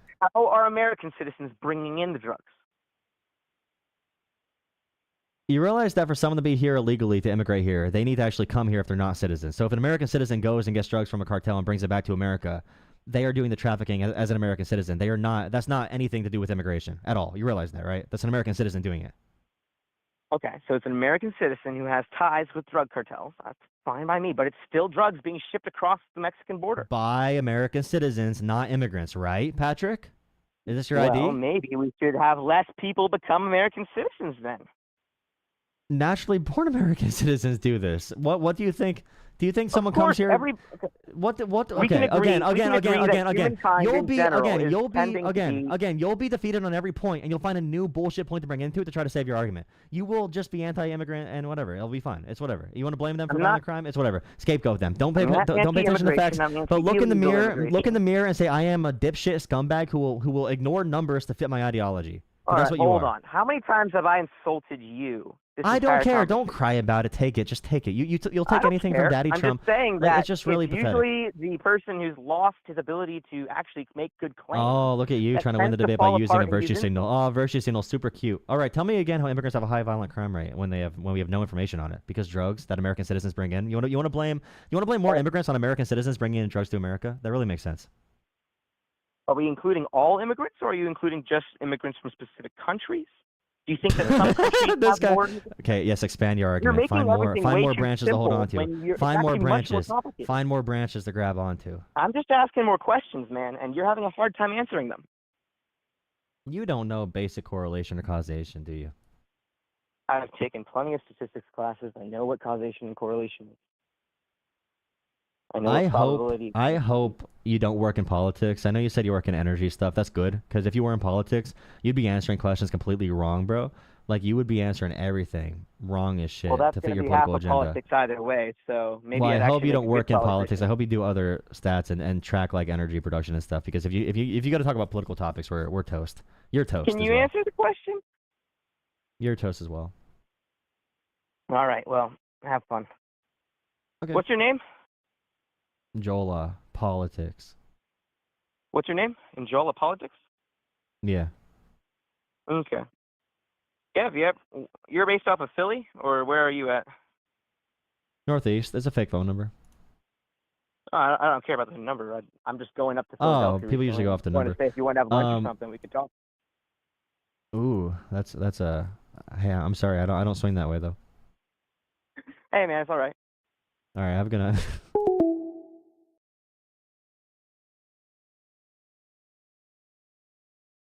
Thank you for $5, Gabe. Callers' attitude is so annoying. A shame they seem intelligent compared to fast callers. Call back in after doing research and fixing the attitude. I'm happy he did the Patrick Wallet meme after I told him about the Patrick Wallet meme, because he knew I was going to do it too. It is the meme though. It is the meme. Could you agree with point 1, point 2, point 3, point 4, and that has to end up at the overall point. Naturally, it just flows there. But he rejected that. He still rejected it. It's awesome. See you lioning. I love how the people, all the people who voted for Donald Trump, go out there and they're like, "You lost off personal attacks."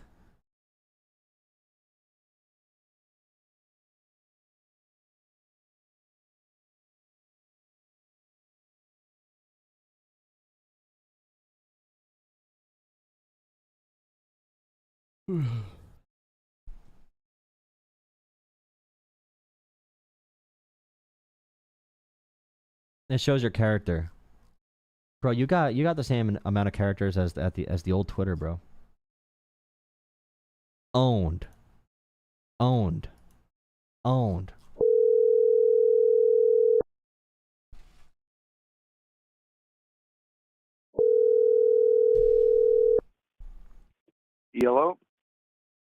Hello. Hi, is this the podcast? Yeah. Yep. Politics. What's up? Yeah, I came to debate. Yeah. What do you want to talk about? Yeah. Well, ask me a question, I guess. Are you familiar with the fact that Trump cut cancer research by around 50% in America, along with Alzheimer's research? Yeah, I heard about that, but have you heard about Howard Stern's penis? Dope. Bro, you can't call in that many times to do a troll call. It's kind of sad.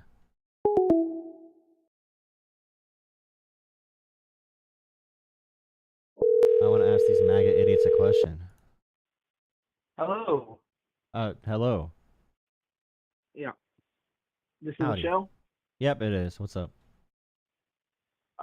So is this just topic wise?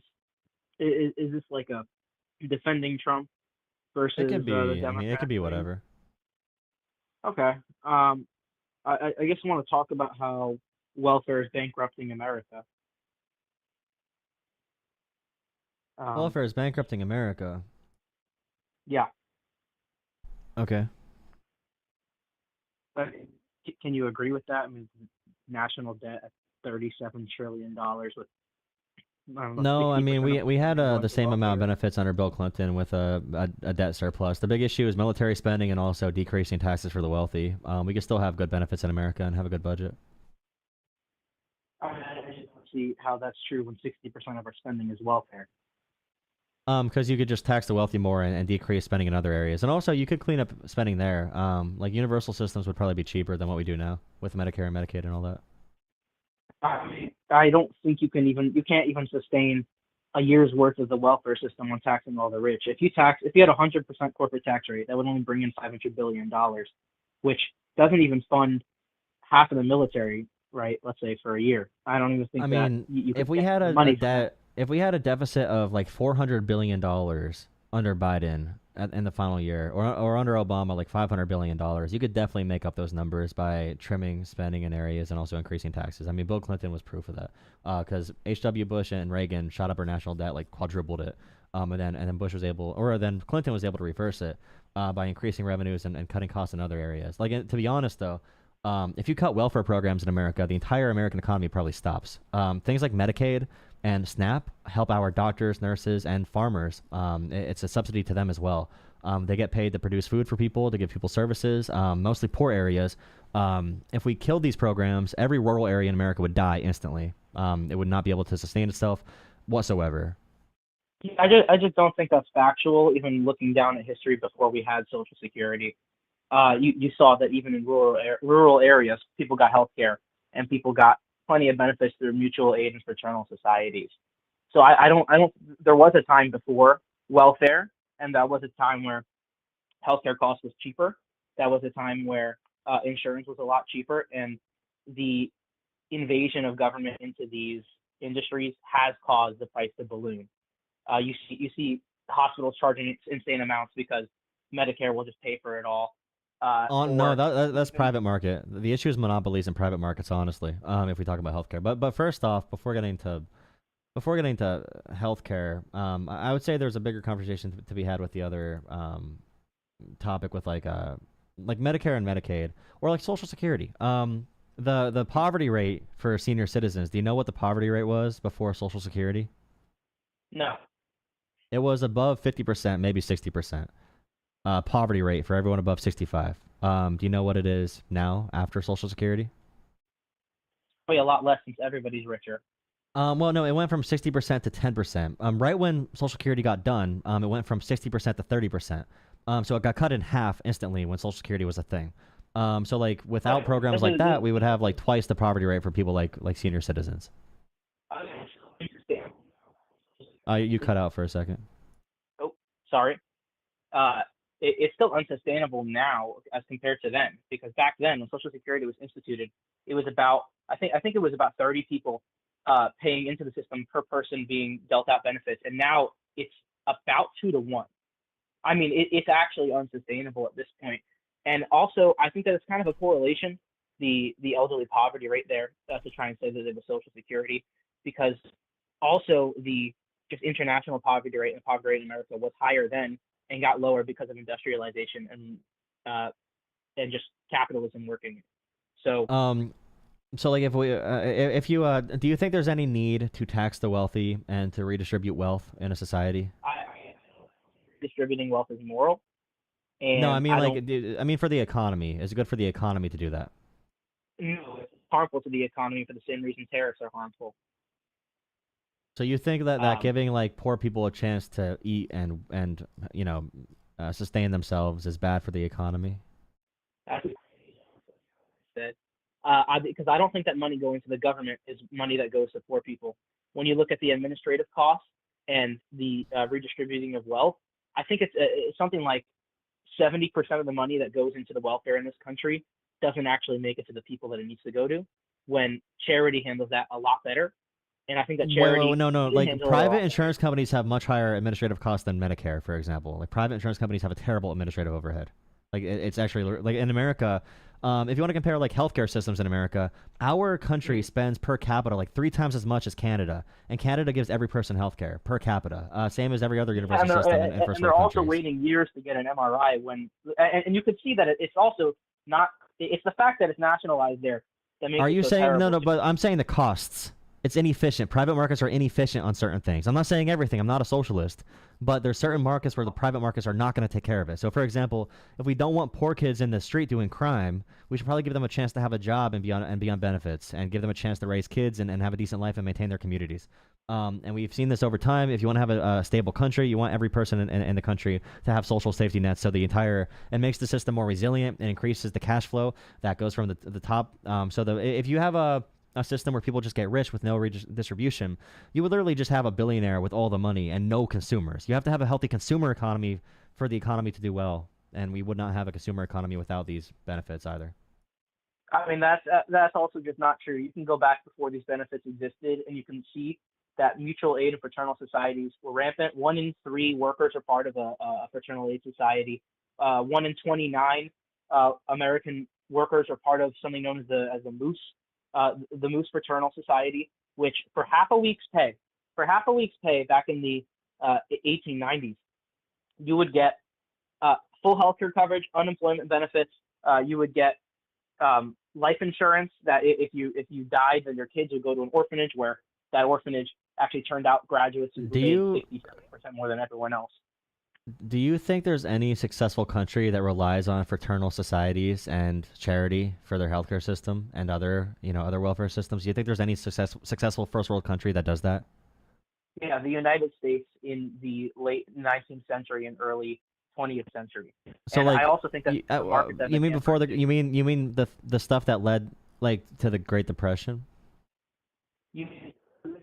Wasn't caused by fraternal aid societies. Those were long gone because the American. No, but there were no Medical social safety nets at all, so the system just collapsed instead of it being resilient. There were social safety nets, and you know what's crazy? Here, this is actually what happened. Was in the late 1800s, the medical costs were too low, right? These fraternal aid societies were hiring one doctor, right? And people would pull their money in, sort of like an insurance company, and people would get their yearly checkups. When people lived until 30, you mean, or lived until 40? Like, do you realize if you have to bring up like a lot of socialists do this, by the way, what you're doing right now. If you have to bring up a society from 100 plus years ago as an example of your system working, it's probably not a good example. Just a useless point to make when you say that it's not possible for a system to work, and then I bring up where it worked in the same country before, and then I'm explaining to you and where socialism worked in communal societies in 1800s as well after mercantilism. It just like there's a bunch of things that can work in some countries at certain periods of history, but I think there's a reason that there's no developed first world country today that uses fraternal societies and charity as their main sources for these kinds of things. There's because the government got involved in it. Do you have an example from like the last 50 years? Look at why the American Medical Association was founded. It was founded to lobby the government because doctors were upset that medical costs were too cheap.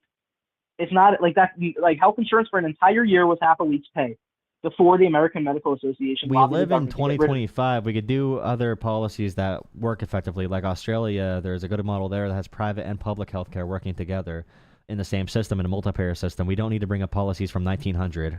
Like I just feel like we could do better things in modern society, and you want to bring us back to a very inefficient, very terrible form of government where people died at 30. I just think we live in a better society today. We're going to build nuclear reactors on the moon. We have AI bots. I think we could do better. Yeah, I think we can do better, and I think that the only way you can do that is through the private markets, because government's not innovative. Have you ever gone to the DMV? That's what you want running the healthcare system. It's government. insane. I mean, the government facilitates the biggest cancer research, the internet, the space exploration. Like the government facilitates all the most impressive feats of our society, and government funded research as well. It's not true. That's just not true. Okay. I mean, let's say the iPhone. The government didn't make an iPhone. Can you imagine if they made an iPhone, how it would look?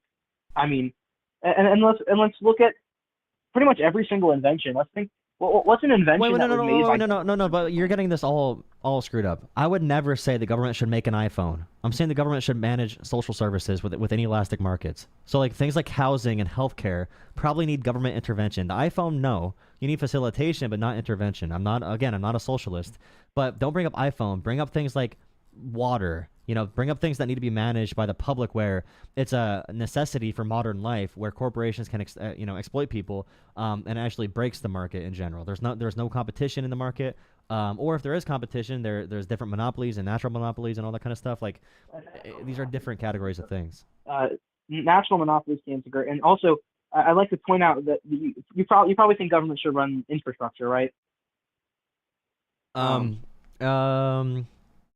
Yeah. Okay.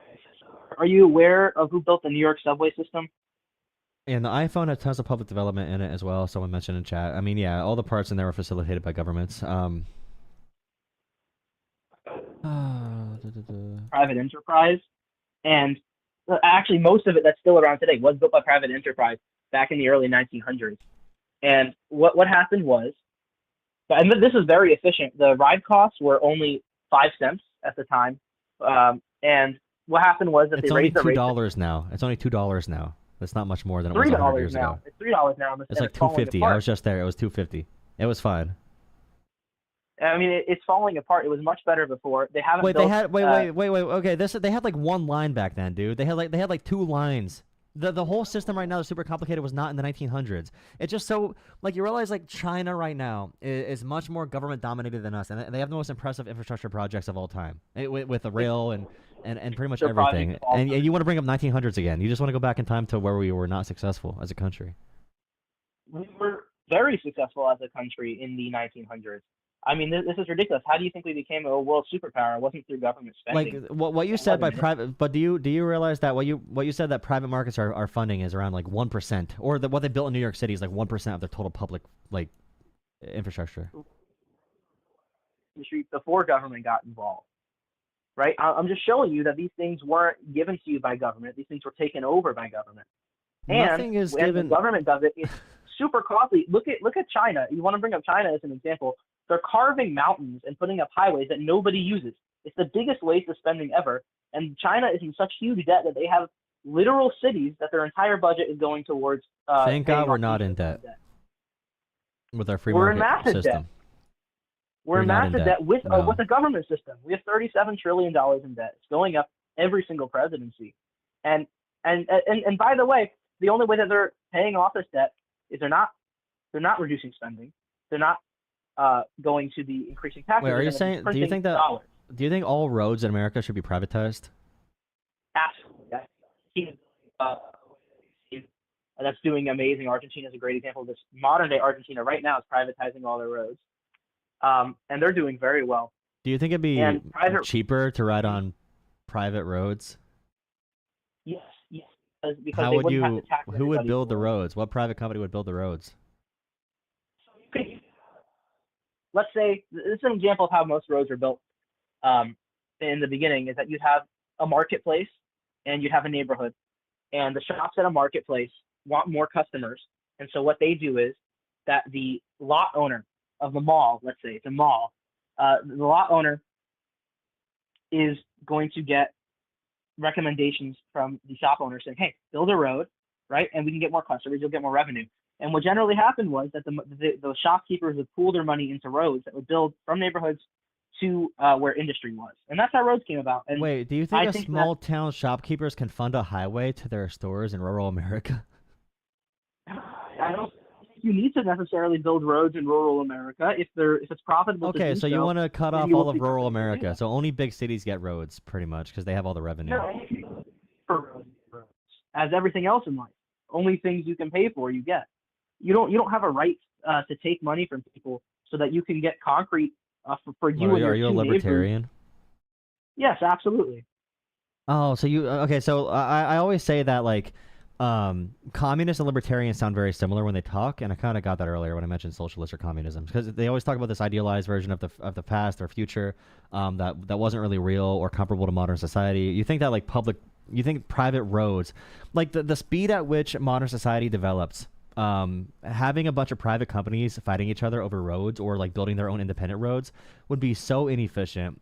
Just waiting for the turnover time and building roads where they're needed. And poor areas just don't get roads. Poor areas just don't have roads anymore. So good luck getting a labor force for your, to make your city run. Like it just makes no sense at all. The prices are going to go up. Like either, right? You're not a socialist either. I know, I would never be a socialist. You could agree that let's say supermarkets are best handled privately, right? So supermarkets. When they're able to be. When they're able to be. Okay. Yeah, if there's a food desert, you might need to pay for a supermarket to be there. Some red states do this. It costs millions of dollars in sales within Oklahoma's. But look, supermarkets, 30,000 different food options when you go in. 30,000 different options from all over the world. Millions of people collaborating to bring you food that you otherwise would not have been able to get living in the natural world. And this is a super efficient system. The profit margins are razor thin in supermarket industry. It's about 1.6% profit margin. And the shelves are stocked with 30,000 different options. And let's look at a car. A car has hundreds and hundreds of different parts, super complicated. There's many different companies competing to make cars. And look at how efficient cars run and how everybody has cars all over the place. But for some reason, you think that if private industry can put together 30,000 different products in a grocery store or assemble hundreds of different parts from across the world into a car, that they can't put concrete on land. Like this is some unimaginable feat of the market. Wait, the market do you realize that the reason they can get all those products together is because of supply chains and routes and shipping ports managed by governments globally, global governments making trade deals and having these things be accessible, then domestic travel and infrastructure. That's only possible because of the government's facilitation. That's why Amazon supports the infrastructure bill. They support the infrastructure bill because they make money from government investment. So do small businesses. The USPS is a good thing. They might lose money sometimes, or they should not need to make money. It's a service. It keeps the entire world, the entire country together. Like what you're saying right now is only possible because of government. If these were all private companies debating, I don't know. If you're a libertarian, we're just not going to agree on any of that stuff. Because I would say that we need a balance of government and private ownership.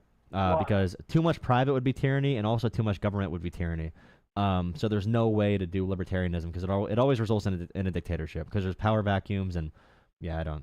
What are you talking about? Look at Argentina right now. They're massively cutting spending. They're privatizing the roads. There's no power vacuum there, and the people are very happy.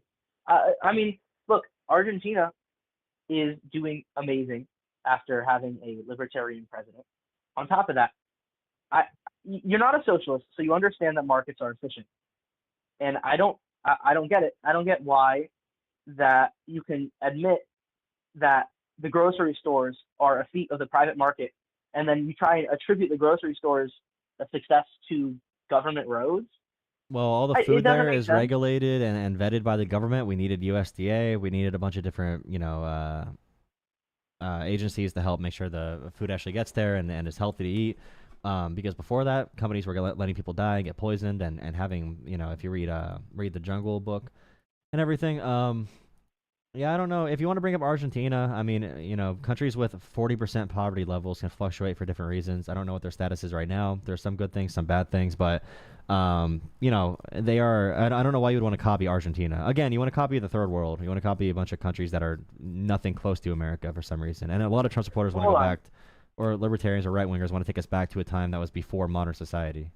I don't want to take you back to a time before modern society. Yeah, I think that humanity is very capable. And I point to Argentina because that was a country that was engrossed in government intervention in the market, and in just 1 year they've opened it up. UNICEF says that 2.4 million children escaped poverty there. Their middle class grew by 10 million people. Their poverty rates dropped 16%. So the country's a lot richer. Their economy is growing faster. It's the number one growing economy in the world, beating China, and we know China fudges their numbers too, right? And so, look, this is a country that implemented my reforms. If you look at how it's the best country in the world, economically growing. The reason that doesn't mean it's the best economy in the world. If you take someone who never worked out before and they work out for a week, their gains are going to be a lot better than someone who's an athlete and they get slightly better per year. Regardless, like Argentina, if they had crippling policies before, it could be more of a testament of those issues or another global issue, whatever it might be, versus like libertarianism being good for America. I think you'd be able to find, again, if you find an example that is a successful country, that's a first world country, that is competitive with America as a country, not Argentina or another country that has a 40% poverty rate. Like, of course, it's going to be easy to improve something like that. You just have to, if you get even a little bit better, it's going to be a big improvement. But yeah, there's no argument for America for me. Look, but what do they do to improve it? They just cut government spending and cut government regulation. How is it possible? And you think that it would result in disaster, but here it's resulting in prosperity. Is cutting the government spending and cutting the regulation. It's not a prosperous nation. Again, it's not a prosperous nation. Their poverty rate is like 5 times higher than ours. Of course, it's gonna be better. Why can you dispute or I guess throw away the improvements they made? Why did they make those improvements? It's not because the government was handing out things. The government handed out less there, right? If you think the road to prosperity is through some sort of government spending or government regulation, Argentina has plenty of it's just different countries. It's different countries, different situations. If you have to talk about things that are not comparable, it's just not going to make sense. I don't know what I could respond with. If you have overregulation, you can have too little regulation. It'll still be better than overregulation. It just really depends. Right. Let's look at another place. What do you think about minimum wage laws? I don't know. I think it should be $1 million. Right. Or rent controls. I mean, you a fan of rent controls? It depends where. In New York City, I support rent controls and freezing the rent right now. Okay. What if I told you that never worked ever and has only resulted in further shortages? Well, you'll have a shortage of workers if you don't freeze the rent for at least working people in New York City because they can't afford to live in the city. You're going to lose workers that you need to run the city.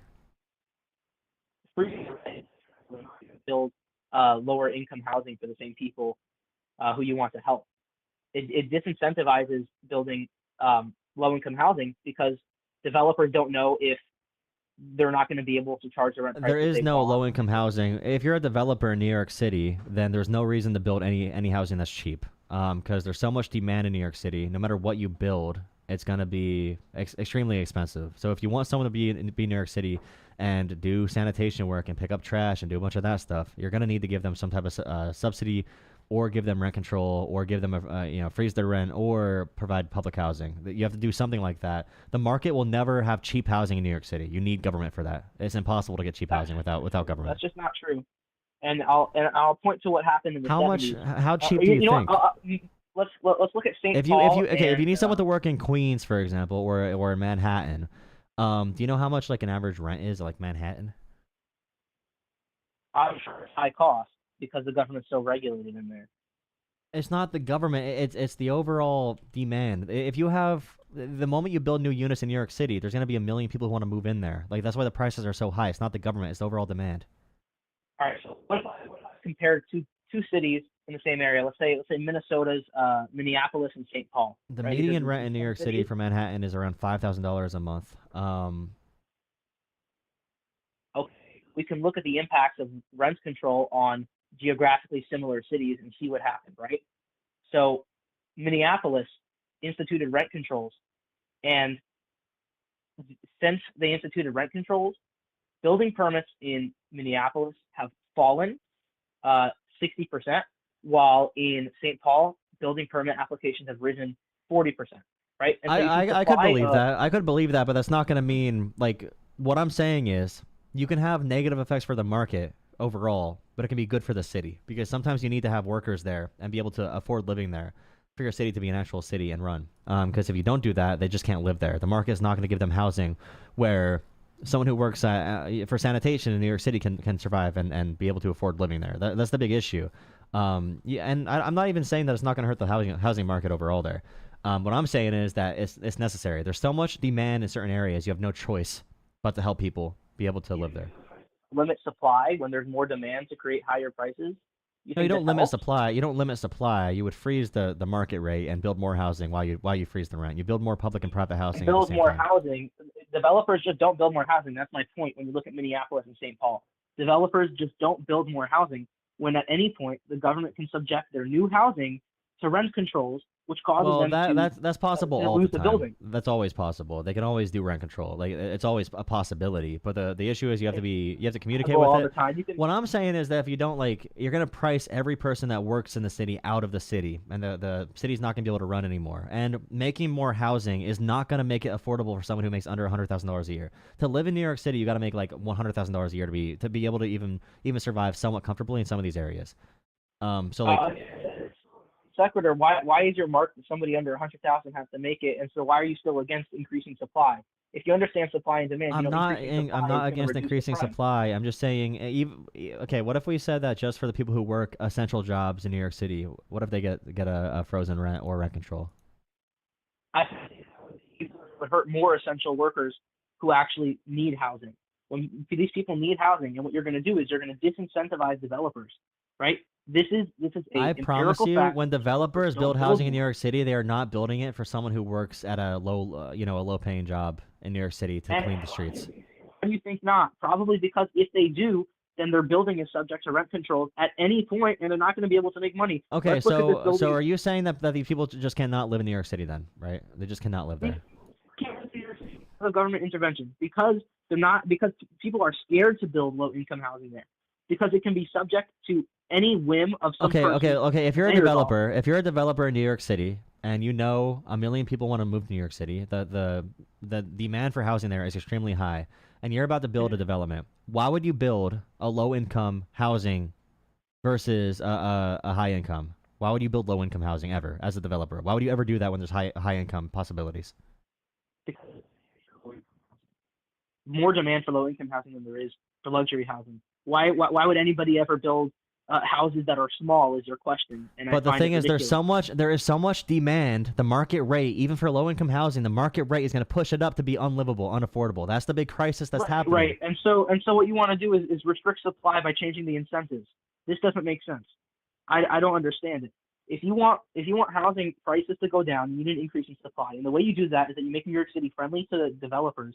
You make it so, your low income housing is not going to be subject to rent controls. You have something similar, like, again, you're going to say that I can't point to this place, but it's a very similar thing. Buenos Aires, Argentina had rent controls, right? They had rent controls, which you would have said would be great because it's a very popular city. And what happened? They got rid of rent controls, and within a couple of months, real supply of housing went up 300%. The supply of housing in Buenos Aires went up 300%, and real rents dropped 30%. This is probably one issue. This is one issue where the location is like all that matters. Like even Austin, Texas is not comparable whatsoever to New York City. No, it's not the same incentive. It's not the same level of demand. It's not the same market conditions. It's not the same. It's not the same at all. If there were millions of people that want to move into Argentina, it would be that expensive as well. And if you needed workers to be in Argentina and afford it, and the housing costs are skyrocketing, where you have to pay $5,000 for rent, you have to do something as a city, or your city's gonna die. It's gonna lose all the people that keep it running. Like you just have no. See why it has to be geographically different. When you're doing an economic analysis, you can see the impact of different policies. You don't know why it's an issue to compare like a random city to New York City. Do you realize New York City is a special case here? It's not a special case when you're facing the same legislation in the same areas. Look, if you want prices to go down. Listen. Do you realize, again, if there's a supply of housing that, what I'm saying is the supply of housing in New York City cannot catch up to the demand. It cannot catch up. There is no way for it to catch up at all. Yes, there is a way it can catch up. You can provide an area where you can actually have big development. Why was there so much development of New York City? Where do you think they're making big developments in New York City? Do you realize it's New York City? You cannot. There's no room for big developments. It's going to be a really expensive endeavor. So they're not going to want to do low income housing. If you want to know why they're building luxury apartments, it's because the rent controls that can be instituted on low income housing are so they can big freeze of a threat all. to They can do that developers. for any rent in New York City. They can do it for all rent. That's not true. That's not true. They don't do it for luxury, and they give breaks to the luxury housing, and that's why there's more and more luxury housing in New York. They call everything luxury housing because they want to make more money off it. I mean, that's just not true. The mayor's office classifies luxury housing as a certain square footage and a certain rental rate. When they build the units, the reason it's so expensive right now is because of these market conditions. I just can't I can't do this anymore. Like if you have a smaller city like Austin, Texas, with a ton of open land, cheap costs because no one lives there already, then of course you could have lower housing costs in Austin, Texas, for example. But New York City is just a different ballgame. I appreciate the call. I hope you have a good night.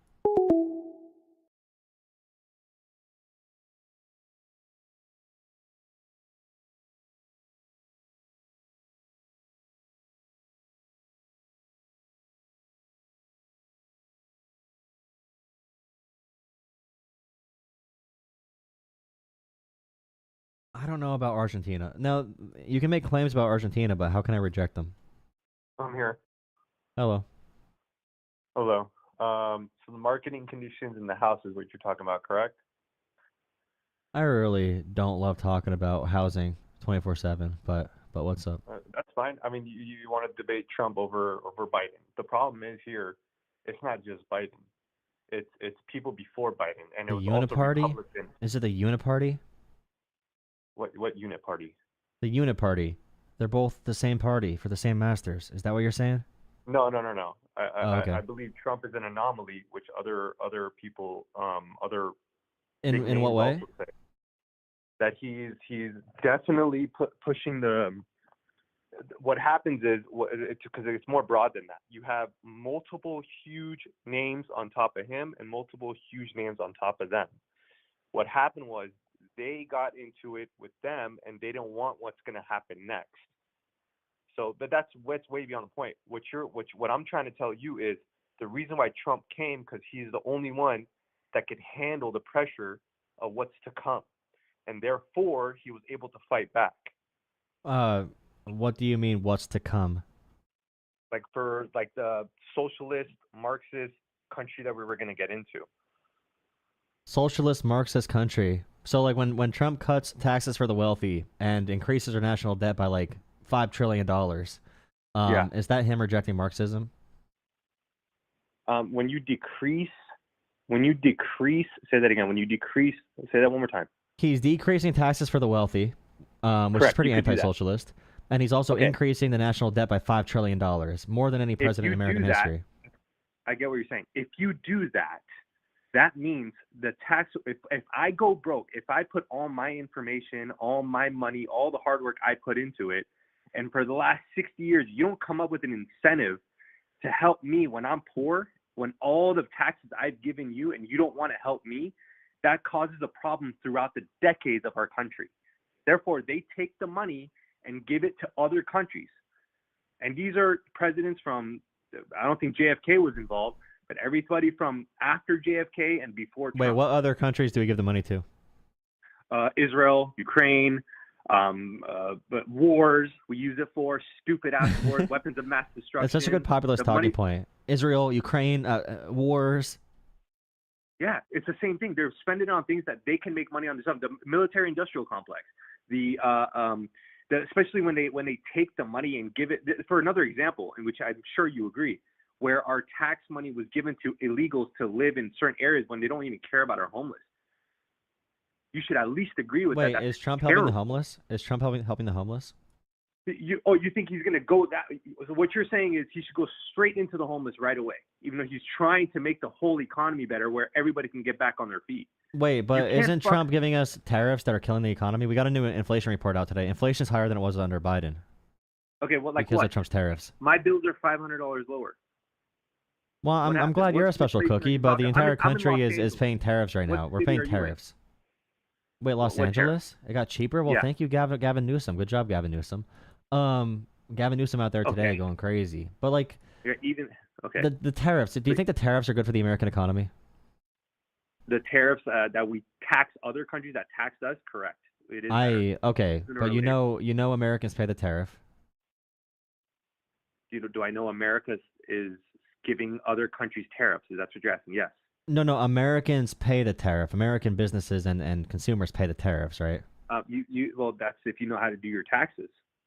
I mean, I don't know who your accountant is. No, like American importers, tariffs are an import tax for Americans. We're not like taxing other countries. We're not getting money from them.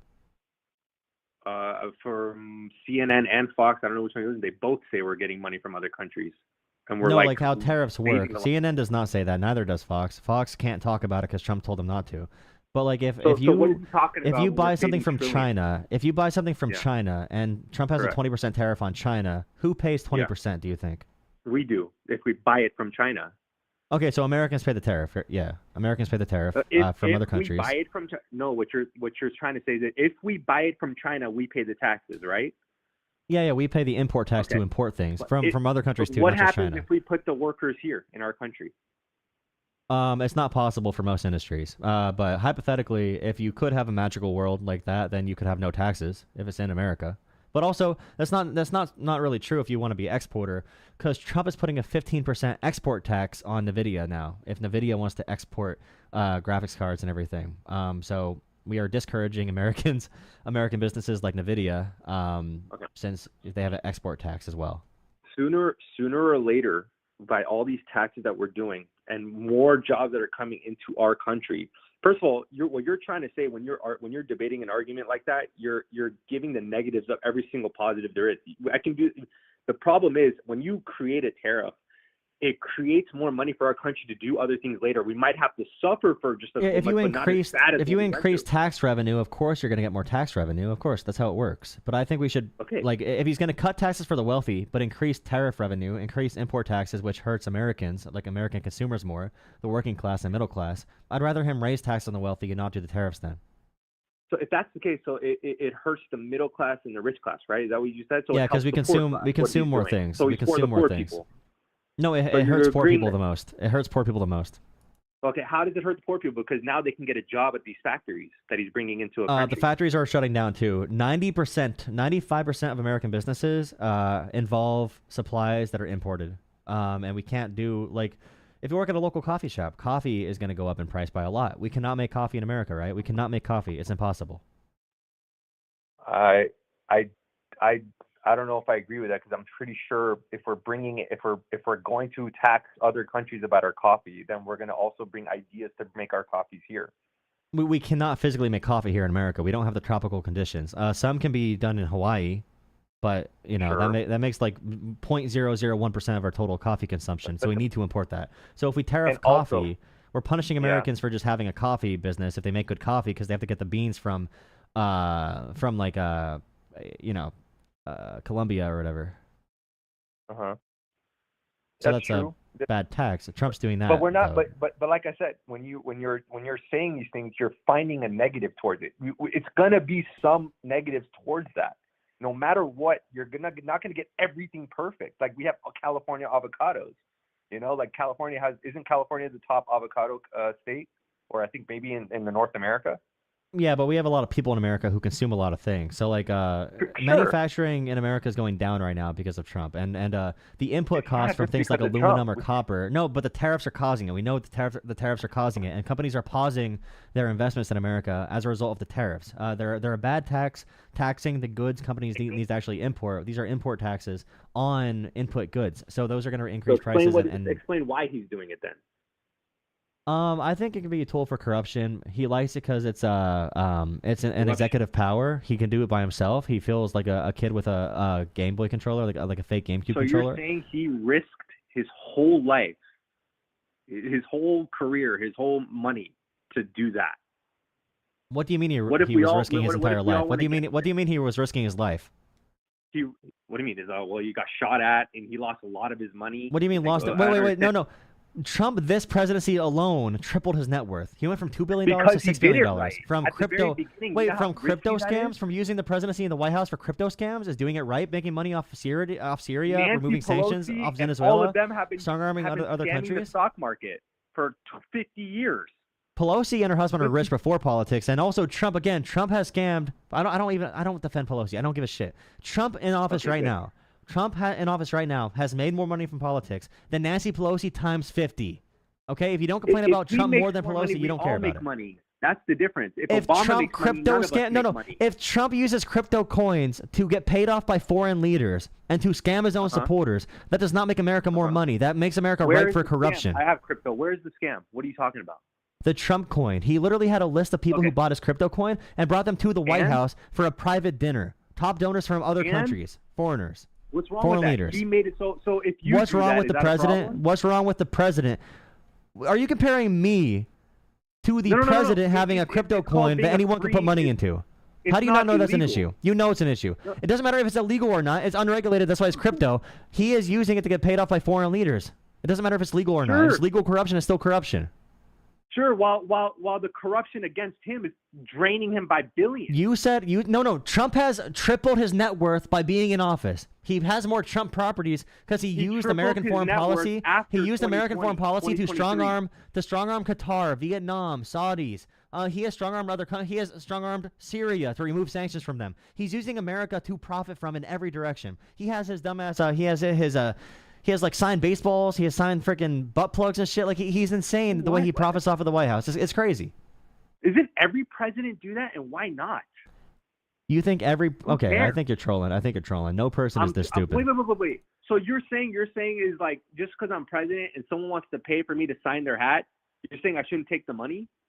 Oh, you're saying if I'm a chill dude, then I take $5 billion from a Chinese billionaire? That's not an issue if I'm president? That's not a transfer corruption? Okay. Oh my God. It's an issue, but a lot of these presidents has taken it. Who are you defending? Are you So if the president's stepson, stepson Jared Kushner takes $2 billion from the Saudis, why would that ever matter to a president? Oh, I mean Hunter Biden. would Though. that Hunter ever Biden matter? was bad, of course.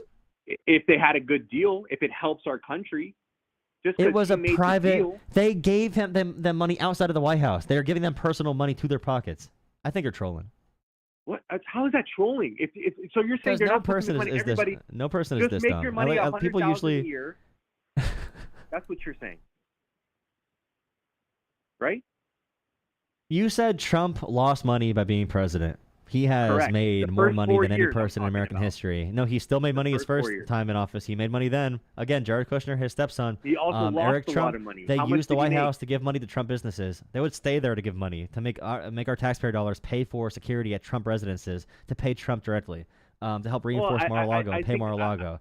And also the business deals. When Trump has a Trump hotel, like right now, Trump has a Trump hotel being approved in Syria when he removes sanctions as a quid pro quo in other countries as well. Like, this is a dumb point.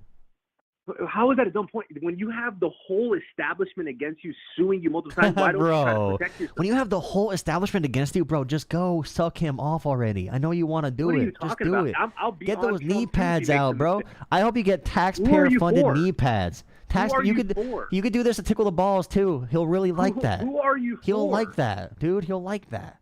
All right, So give him a who are little bit you of a for? twist. Who are you for? I'm Who is your against favorite corrupt president? politicians selling out America. You are for it So you're if it's saying your you guy. hate everybody, right? You're saying you're a troll. You're a troll. You're saying you hate everybody. No. Which president is your president that you're backing? Dude, a chill dude can't hang out with the Saudis anymore and take billions of dollars in bribes anymore, bro. I mean, you would do it. I mean, it's Bro, just a chill guy. It's kind of like It's just a chill guy. We don't know exactly what he's taking the money for. Like sometimes there's deals that help America. that We they're know probably- for a if fact. they wanna do Again, deals, the they're Trump gonna do deals. properties in Vietnam, Syria, Qatar, all Great. came right after. We had All business came the same before, day as so what? deals with the U.S. government when Trump gave a relief from sanctions or tariffs or a deal for AI, technology for the Middle East. That has all happened after those things. Okay, so he should just like fuck off his other businesses because he's president.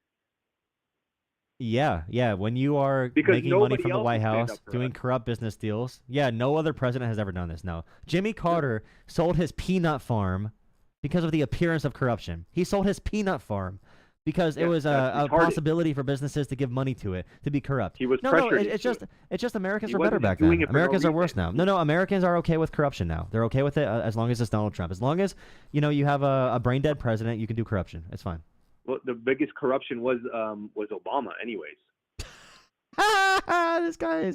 You're He funny. killed You're a so funny many guy. Middle Easterners. I don't know what you're talking about. Trump has never followed George Bush. Trump has not done Like, that. he You know murdered so Trump. many Wait. Do you people. know that Trump had more drone strikes than Obama did? How many people did Trump kill? I don't have the exact numbers, but like right now, for example, Trump in the first 6 months has more drone strikes and airstrikes than Biden did his entire 4 years. On so you should give who? Biden credit. If you want to, On okay. who? So you're saying Biden was better than Trump at airstrikes, right? Because you want to compare No, it to Obama. On who? Tell me, who did you? And I'm not gonna defend Obama on airstrikes. As an Iranian, I'm telling you, as an Iranian, we loved what he did to that asshole. I think it was Qasem, whatever his name is, in Iran. Are you saying you wanted that guy to live, or he was killing people? Okay. Which drone strikes are you talking about? Wait, are you in favor of Trump bombing the nuclear sites? Yeah, in Iran, correct? Yeah. Okay, absolutely. Iran, they're nuts. Why do you Okay, think so we all left? so do you realize or do you know the strikes did nothing to their nuclear capabilities? How do you know that? Why do you just say like you know for a fact? You know how much of Okay, a lying so we sack have they are in Iran?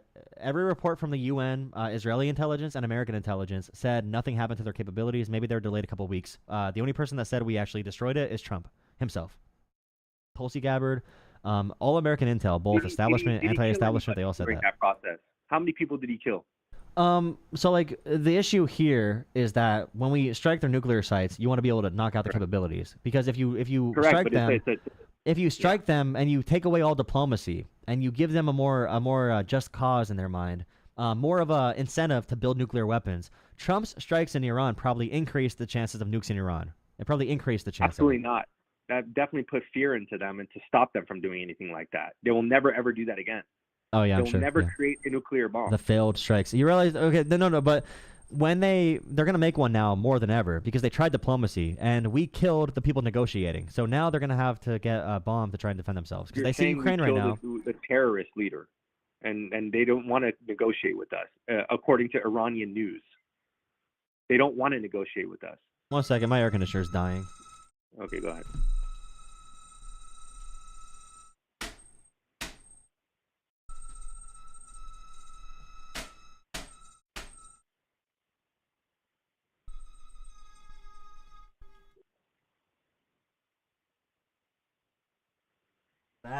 That's awesome. That's awesome. That's Which so part? cool. Hello, my air conditioner blowing up. Oh, okay. Yeah, guys, if what- you want to donate to Droll Out Politics for a new air conditioner, I don't know if you guys heard that, but yeah, Droll Out Politics on Cash App, PayPal, or Venmo. Droll Out Politics, you see right there is my channel name. Cash App, PayPal, or Venmo. Really appreciate it. Help me out with a new air conditioner or a coffee. The link in chat. The coffee link in chat. I don't know if you guys heard that, but it was going. It was really cool. But yeah. Anyways, So all I'm saying is, I think you're judging too fast. I think there's a lot of things that you can't do perfectly right now because of the 70-year corruption that we've had, especially with the Federal Reserve. A lot of people have to go around doing their crazy things just to get by. These evil people that we've had in our country for a very long time, and it's going to take time to get in around these psychotic, evil, demonic people, and that's all I'm saying. I don't think we know evil, everything. demonic You people. understand that the CIA hides a lot of things from us. You understand that. like Trump and the Epstein files. Correct. I'm waiting for that. Listen, I'm on your side. If that comes up, of course. No, you're not on my I'm gonna side. be right on it. Trump right now has moved Ghislaine Maxwell to a minimum security prison to play pickleball and to twiddle dicks.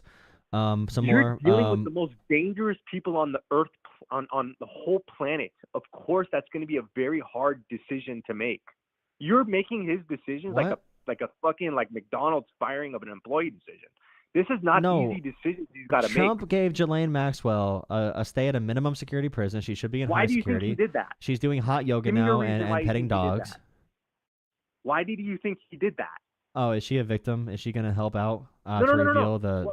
the deep state? Because you're dealing with it's crazy how you think these people aren't powerful. Like maybe there is a reason that we can't see that he's doing that. Why he's Trump dealing needs with to free the sex trafficker? Oh, the gymnastics Free here the are really sex good. trafficker. They're really cool. Ghislaine Maxwell, What if- yeah, she pretty much ran the operation. These Yeah, people, she did a I lot don't of think it. you underestimate the power of these people. These people own. You know Ghislaine Maxwell? Do you know massive amounts of Ghislaine money. Maxwell? You know what she did? What about her? What did she do?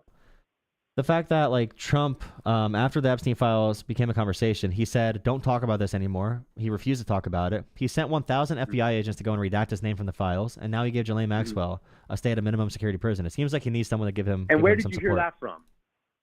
From Donald Trump himself. Okay. Maybe he did, and you're already judging him, saying he's probably doing stuff with little girls. No, I never That's what you're said that. I'm saying he's covering it up. He's involved somehow. I'm not saying he Covering did what that up? exactly. To put who safe? He looks like he shits his pants whenever Epstein gets brought up. Does he not? No, because we don't know everything yet. That's probably why. No, I'm saying off of Trump's reaction. Why would Trump Correct. hide the files? Why would Trump send 1,000 FBI agents to redact his name? Why would Trump put Ghislaine Maxwell in a minimum security prison if he was not afraid of something? You're saying that he said to the whole world that he redacted his name from the files? No, we have reports from Intel, from a couple whistleblowers that came out about this. Yeah, and they're pretty reliable And there's other sources. so why do you believe those whistleblowers and not the whistleblowers that say that this could be a fraud? Because of the way Trump's acting. Why would Trump say, who cares about Jeffrey Epstein? Are we still talking about Jeffrey Epstein? Yeah, I mean, we're this is talking about obvious. Jeffrey Epstein. It's pretty obvious. It's whatever. If you're not going to change your mind based off of the people. Like, okay, why? Okay, why? Okay, stop saying evil people. I get it. You see people right now in your room, but like when it comes to Ghislaine Maxwell, why did Trump give her an easy stay at a cushy minimum security federal prison? Because we got to keep her safe. Maybe someone will kill her from the inside. Maybe that's why. At the minimum security, no, at the minimum security prison, there's less surveillance. If you wanted someone to not get, Epstein got this deal before. If you wanted more surveillance, it would not be here. It would be at the high security prison. Sure, and I'm sure there should be more about this soon. And I'm agreeing with you. If anybody, you far to the. No, I think you'll be on her team. Negative. You'll defend her as a victim if Trump tells you to. I think you'll believe anything he says. Give me no. Give me the positive about it. Because all you think is negative about it. So you know so well that it's so for a fact and absolute, which is crazy. At least I stay in the middle and say maybe. All I know, under Biden, she went to prison. Under Trump, he's reducing her sentence and giving her an easier stay. That's all I know. I don't know why. Under Biden, she went to jail. All right, she was being prosecuted. Under Trump, they fired the person prosecuting her, and they want to give her a special deal. That's all I know. Okay, that's all we should know, and I think it's a big deal. That's all I'm saying. It could have been a plan the whole time. It's interesting how you'll talk about these evil people everywhere, all these evil people watching over us. And he could be it too. This is a very clear. He is definitely involved in it. The fact you can't say you'll use like 1% evidence to say like all this shit about the entire system, then Trump gives you like a golden platter of the shit he does, and it's like you won't make any connections here. It just seems a little bit. You weird. don't make any. That's what I'm trying to tell you. You don't see the connections yourself. I'm saying. You don't know how powerful these people are. The fact that you're just saying it's so absolute that it's it. That's it. Where you're not going to even wait to be like, okay. Do you mean? Okay. Do you think that Jews control us? No. Are you sure? Do you? No, I'm not sure. You're not sure. So there's a chance the Jews control us. No, I don't. No, actually, I'll say no. I don't think they control us at all. I think the bankers control us. Okay. It seems weird when you say you don't understand how evil they are. They are so powerful. Yeah. They are really dangerous. And I say, do you think Jews control the world? And you say, no, the Jews don't, but the bankers do. The bankers do. The money changers, the financiers. Sure, because I think there's like a couple countries that they don't have the central bank. Is that what it's called? Don't we already know that? And the central bank. Okay, you paused when I asked you if you think Jews control the world as well. It seems like you might. What does Jews have to do with the banks? You think the Jews? No, it's just all the stuff. You hesitated, and now you're talking about banks and currencies. Well, I kind of switched it up pretty fast. I don't think the Jews control everything. You thought about it. I think they're okay. Satanists control everything. Yeah, you don't believe in Satanists. You don't believe, and I like John. Yeah, Khazarian Mafia. No, Satanism. Satanism can be good if you are rejected. Like let's say for example, you grow up around the KKK. Can be good. Let's say you grow up around the KKK, and you become a Satanist against the KKK, and by Satanist you mean you're anti-Christianity because you only know the KKK. Like if you're against the KKK and you're a Satanist, that's probably a good thing. If the Satanists are going against the KKK, is it a good thing? Yeah, because they were Christians. The KKK were Christians, and you could be a Satanist and say, "Wow, these KKK members are actually Satan." So I'm a Satanist now because Satan rebelled. KKK members are in only like 2 countries? I'm talking. This is a worldly reserve bank that controls. World Reserve Bank controls everything. Okay. What you don't? Who controls everything then? No one controls everything. Well, I think there's a bunch of variables. I'm pretty sure whoever controls the money controls a lot of things. No. Don't you think so? The people could control everything if they stood up and they took back the money They're from all not. the bankers. That's the problem. From all those bankers in Israel, right? What bankers in Israel? Do you think Israel controls the American government? It could be a possibility, but I think the United States have more power. Okay, so it's possible Israel controls the American government, the little country of Israel. Do you think it's because they have all the bankers? No, I think they have probably. I think they probably have most of the, maybe half of them. Because remember, there's Rockefellers. I think they're from America, and the Rothschild is from somewhere in Europe. I don't think they care if Israel controls anything. Okay. All right. I appreciate the comment. I'm gonna move on to another Yes, caller, sir. but I do appreciate it. Hope you have a good night. You too, brother. Thank you. Peace. I tried getting him to say it. He almost got there to be fully anti-Semitic. Listen, when people from MAGA do this, all right? When people from MAGA do this, all right? Let's bring up a little topic really quick. So,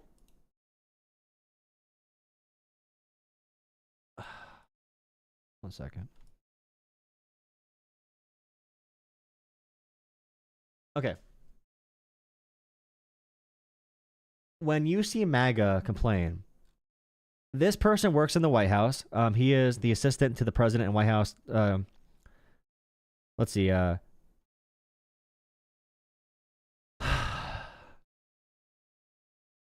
MAGA are a bunch of bitches, okay? After an assassination attempt on the POTUS just over a year ago, Gavin Newsom, in an absolutely unhinged post, appears to be calling for something even worse. What a vile piece of shit. Go F yourself. Brother, Gavin Newsom is memeing about redistricting California, all right? And he says it could be the worst day of your life, right? Gavin says it could be the worst day of your life. As your presidency ends, Dems retake Congress. So he clarifies. Sure, because he knows Republicans are a bunch of babies.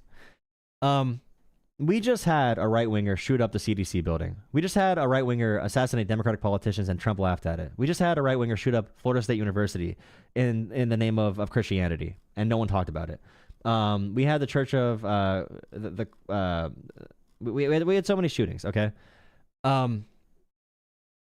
They will call for violence and use violent rhetoric and then cry about it when Democrats say something even somewhat fiery.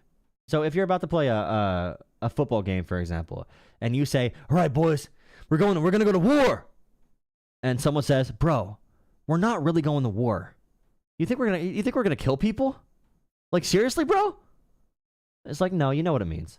They're purposely saying that to be cringe.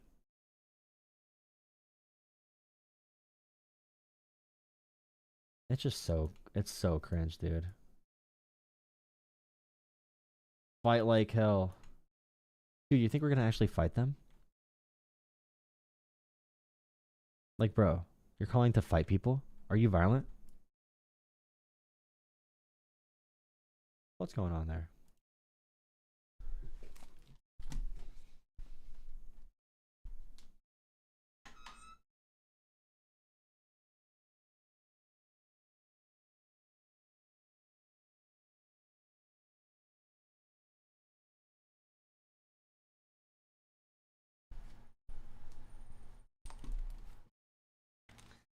It's gonna get hot in here. I might have to take a break from streaming and let it get cold in here with the air conditioning on.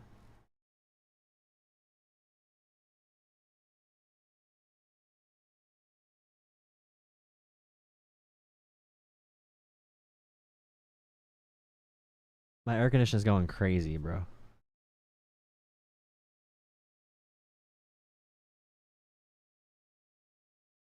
It's about to blow up. Thank you, Sri, for $5 on Venmo. Thank you, Sri, for $5 on Venmo. There will be a point tonight where I take a break and go get food, though. I'm gonna need a break to sit up and do some stuff. I'm not pausing the time when I go. I'm not pausing the time. No. No, Caleb. No. I'll get my McDonald's and come sit back down. We'll do a half-hour break at some point.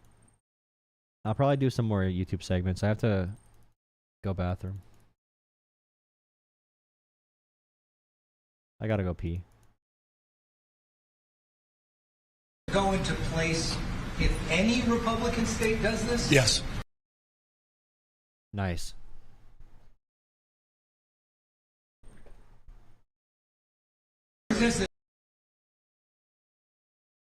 Democrats in every state in America need to gerrymander as much as possible. We will ban it someday. We support banning it. We want fair maps. But until Republicans back off trying to kill our democracy, all right, we will gerrymander everywhere. And Gavin agrees. Does the trigger go into place if any Republican state does this? Yes. And are you confident that you have all the votes in the legislature and this is going to pass? Well, I have the confidence of legislative leadership. A number of them are assembled here today, including the speaker and the pro tem. If someone does not support this, you got to vote them out. Primary them. Primary anyone who does not support gerrymandering, right? Am I right? Primary them. We were at a press conference last week, and they have confidence in their caucuses. We've been working closely with the caucuses in both houses for some time, and we believe we'll have the 2/3 to allow the people to decide for themselves. There's no way to get around this without fighting back. If you want to protect institutions, you have to game them a little bit. If Republicans are going to do unfair practices, then we need to push pedal to the metal, bro. Belt to ass. We need a belt to ass mentality because they are going to destroy this country. They will send federal agents out. And they did this, by the way. They sent out ICE agents with full masking on to go outside and try to intimidate Gavin Newsom, which is crazy. These dumbass ICE agents going out there like a bunch of dumbasses with their guts hanging out, talking about protecting America. Like, it's...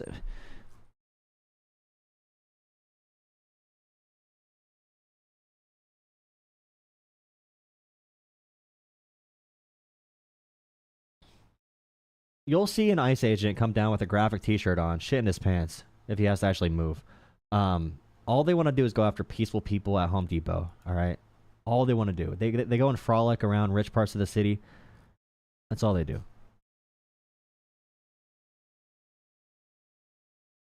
Epic trolling of Newsom. I gotta pee.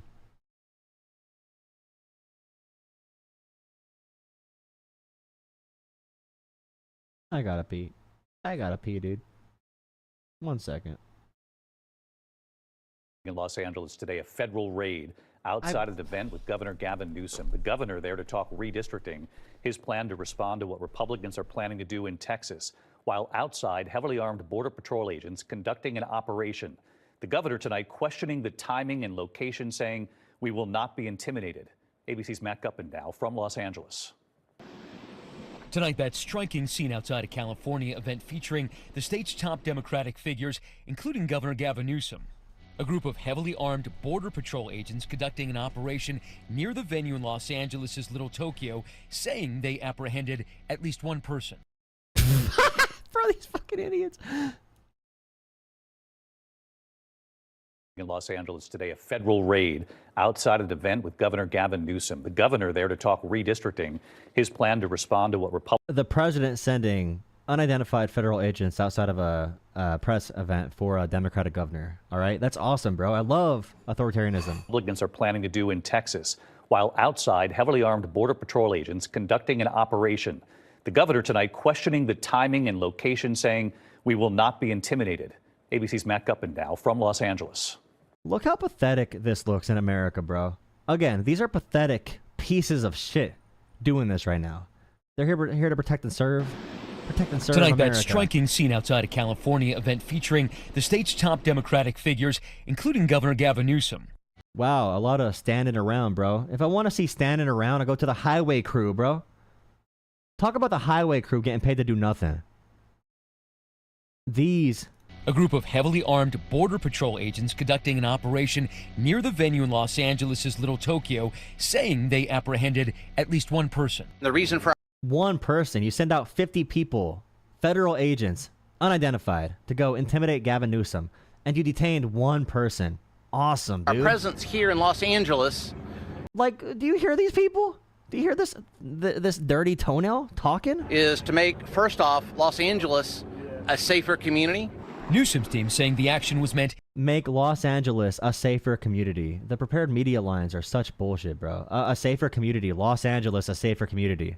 Yeah, Los Angeles is a single community. as intimidation because inside the hall, the governor and state lawmakers were announcing a partisan redistricting plan to combat a similar Republican-led effort in Texas, backed by President Trump. Donald Trump, you have poked the bear, and we will punch back. We have got to meet fire Oh, man. with fire. Agents seen patrolling the area on foot and in vehicles before eventually entering the nearby federal building. Right outside, at this exact moment, are dozens and dozens of ICE agents. You think it's coincidental? There was no reason in the world for them to come here. Nothing to do with safety. In fact, this is the exact opposite of keeping our city safe. We do not need them here, and they had no business to come here and provoke this. All these Reddit mods out here playing good cop, bad cop, bro. Just bad cop. Just a lot of bad cops.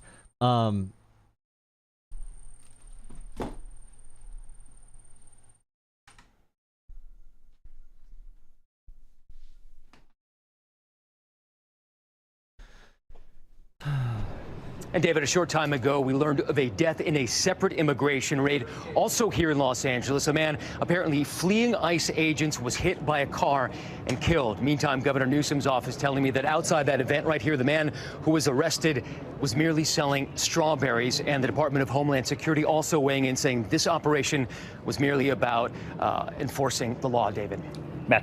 Yeah, let's go outside this Democratic lawmakers event, enforce the law, which means, arrest someone selling strawberries outside. Let's use no resources on drug trafficking or helping protect kids or helping protect America. We're going to go use ICE to intimidate a Democratic politician. That's all this is about. Any Trumper that supports this, they also only care about this. All right, they only care about this. They only care about intimidating Democrats and liberals. They want to use government to attack their enemies. Same with Epstein. They don't care about Epstein or kids. They care about attacking liberals. They use all these things as vehicles to attack people they don't like. They want to see people they don't like suffer. That's all they want to do. That's all they want to see. They don't care at all. All this money being wasted on these agents outside, not identified, no badge number, no nothing, no trace whatsoever. These are fully authoritarian guys. These are fully authoritarian guys. And we need to know that about them. They don't have principles. They don't care about America. But we need to wake people up that do care about America. Government in Los Angeles tonight. It is crazy, though. It is insane. I wonder in Los Angeles today. Got what I voted for. It's called a peace of mind. Are the Democrats illegal lawmakers? I like how you're trying to cover this as if it was a normal event. That's true as well. The media covering this stuff as if it's like a normal thing. Like it's not insanely crazy.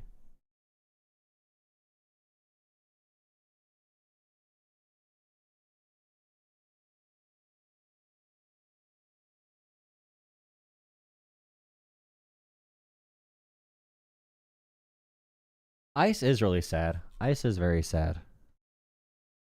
All that money we could do for anything else. This was the scene 2 months ago. This was the scene 2 months ago to the day, June 14th, at what may have been the largest mass protest in American history. Millions of Americans turned out at No Kings rallies across the country, from big blue cities to small, deep red towns, all of them united with a shared message for the president. We won't bend the knee. Despite the turnout, Donald Trump has only expanded his executive powers and flexed with this federal takeover of Washington, D.C. this week. But the Americans who oppose him aren't letting up either. Ezra Levin is the co-founder and co-executive director of Indivisible, which helped organize the No Kings Day protests, and is now holding another national day of action this Saturday called Fight the Trump Takeover in 250 locations across the country. He joins me now. So, Ezra, good to see you. As we get closer to Saturday's protests, what are some of your expectations? What are you preparing for, and what do you want people to take from it? Look, my expectation is that courage is contagious, and we've seen a lot of courage out there. The Texas reps who left Texas broke quorum and defied both Donald Trump and the... Wait a second, bro. Wait a solid second.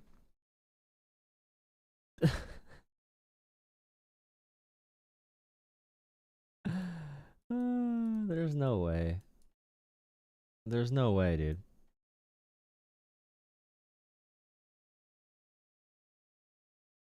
So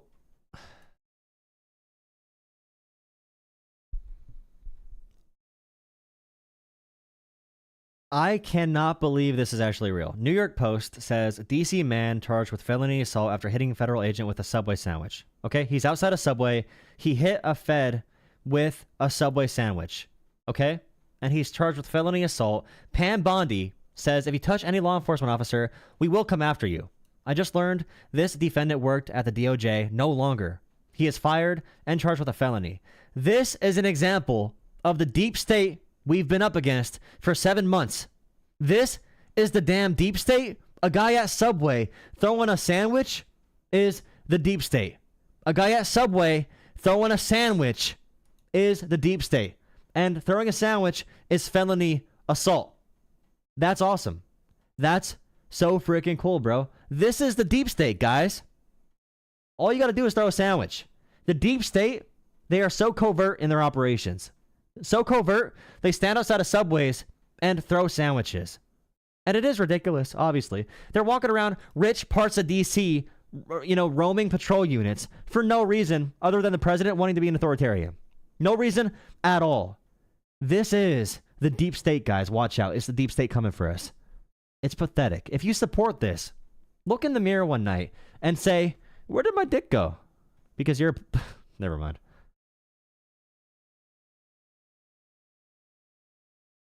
That actually is crazy as shit, though. That is crazy as shit. It was a full sandwich. He's trying to feed them. I mean, they are. Never seen anything like it.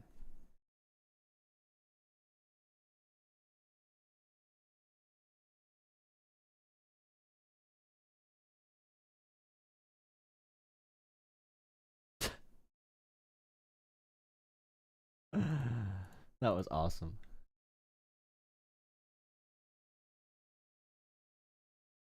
What's the difference of authoritarian and totalitarian? You could do something authoritarian, but totalitarian is probably more of a government. So like you could do, like, it's total, a government, a democratic government can do something authoritarian if you vote for an authoritarian policy. But totalitarian means you have one person making all the decisions. So you could still have a collection of people doing something authoritarian. But totalitarianism means you're a dictator. So the American government right now is an authoritarian government, but it's not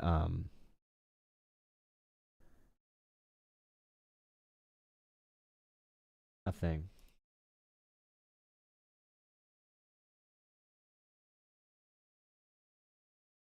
This is the deep state we've been going after.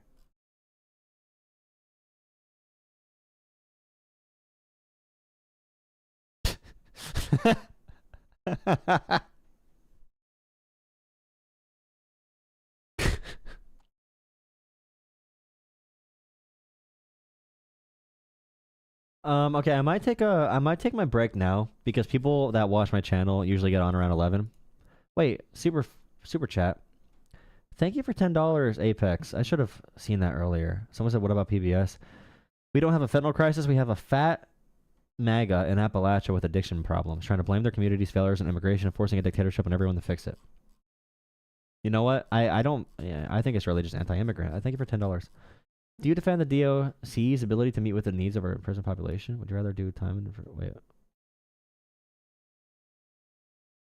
Do you defend the DOC's ability to meet the needs of our imprisoned population? Would you rather do time in a private prison? Why do you think Trump wants his prisoner out of the news? Guys, help me out. What does the super chat mean? Do you defend the DOC's... Do they mean DOJ? Do you defend the DOC's ability to meet the needs of our imprisoned population? Would you rather do time in a private prison? Why do you think Trump wants his prisoner out of the news? Huh.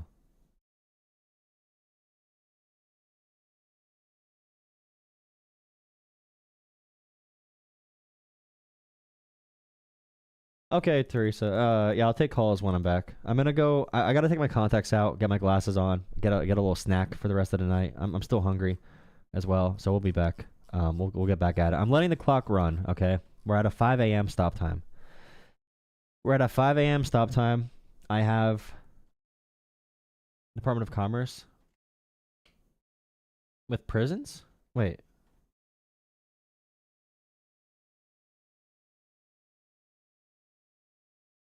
Surveillance state started under Biden. That's really stupid. Biden is the only president who probably decreased the overall surveillance state, to be honest. Well, not decreased, but he didn't really add anything big to it. Obama did, I'm pretty sure. Bush did, obviously.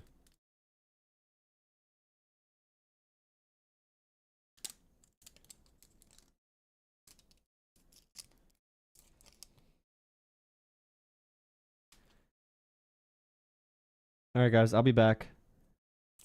What? They paid me money to stay up late. They can vote to let me off early. They can always vote for that.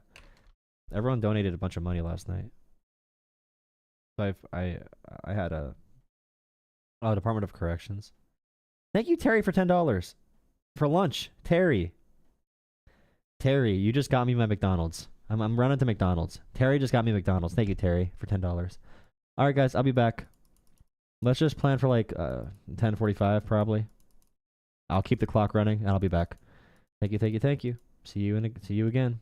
Until I see. Oh no. Till I see you again. All right, I'll be back. Don't go to McDonald's. McDonald's is healthy for you though. Why would it not be healthy? Idiot. McDonald's serves cereal? No, not yet. They used to. No, have they? You gotta run? I'll be back. Biden went after church services, but protesting was okay. If you're outdoors, it's probably a little bit different.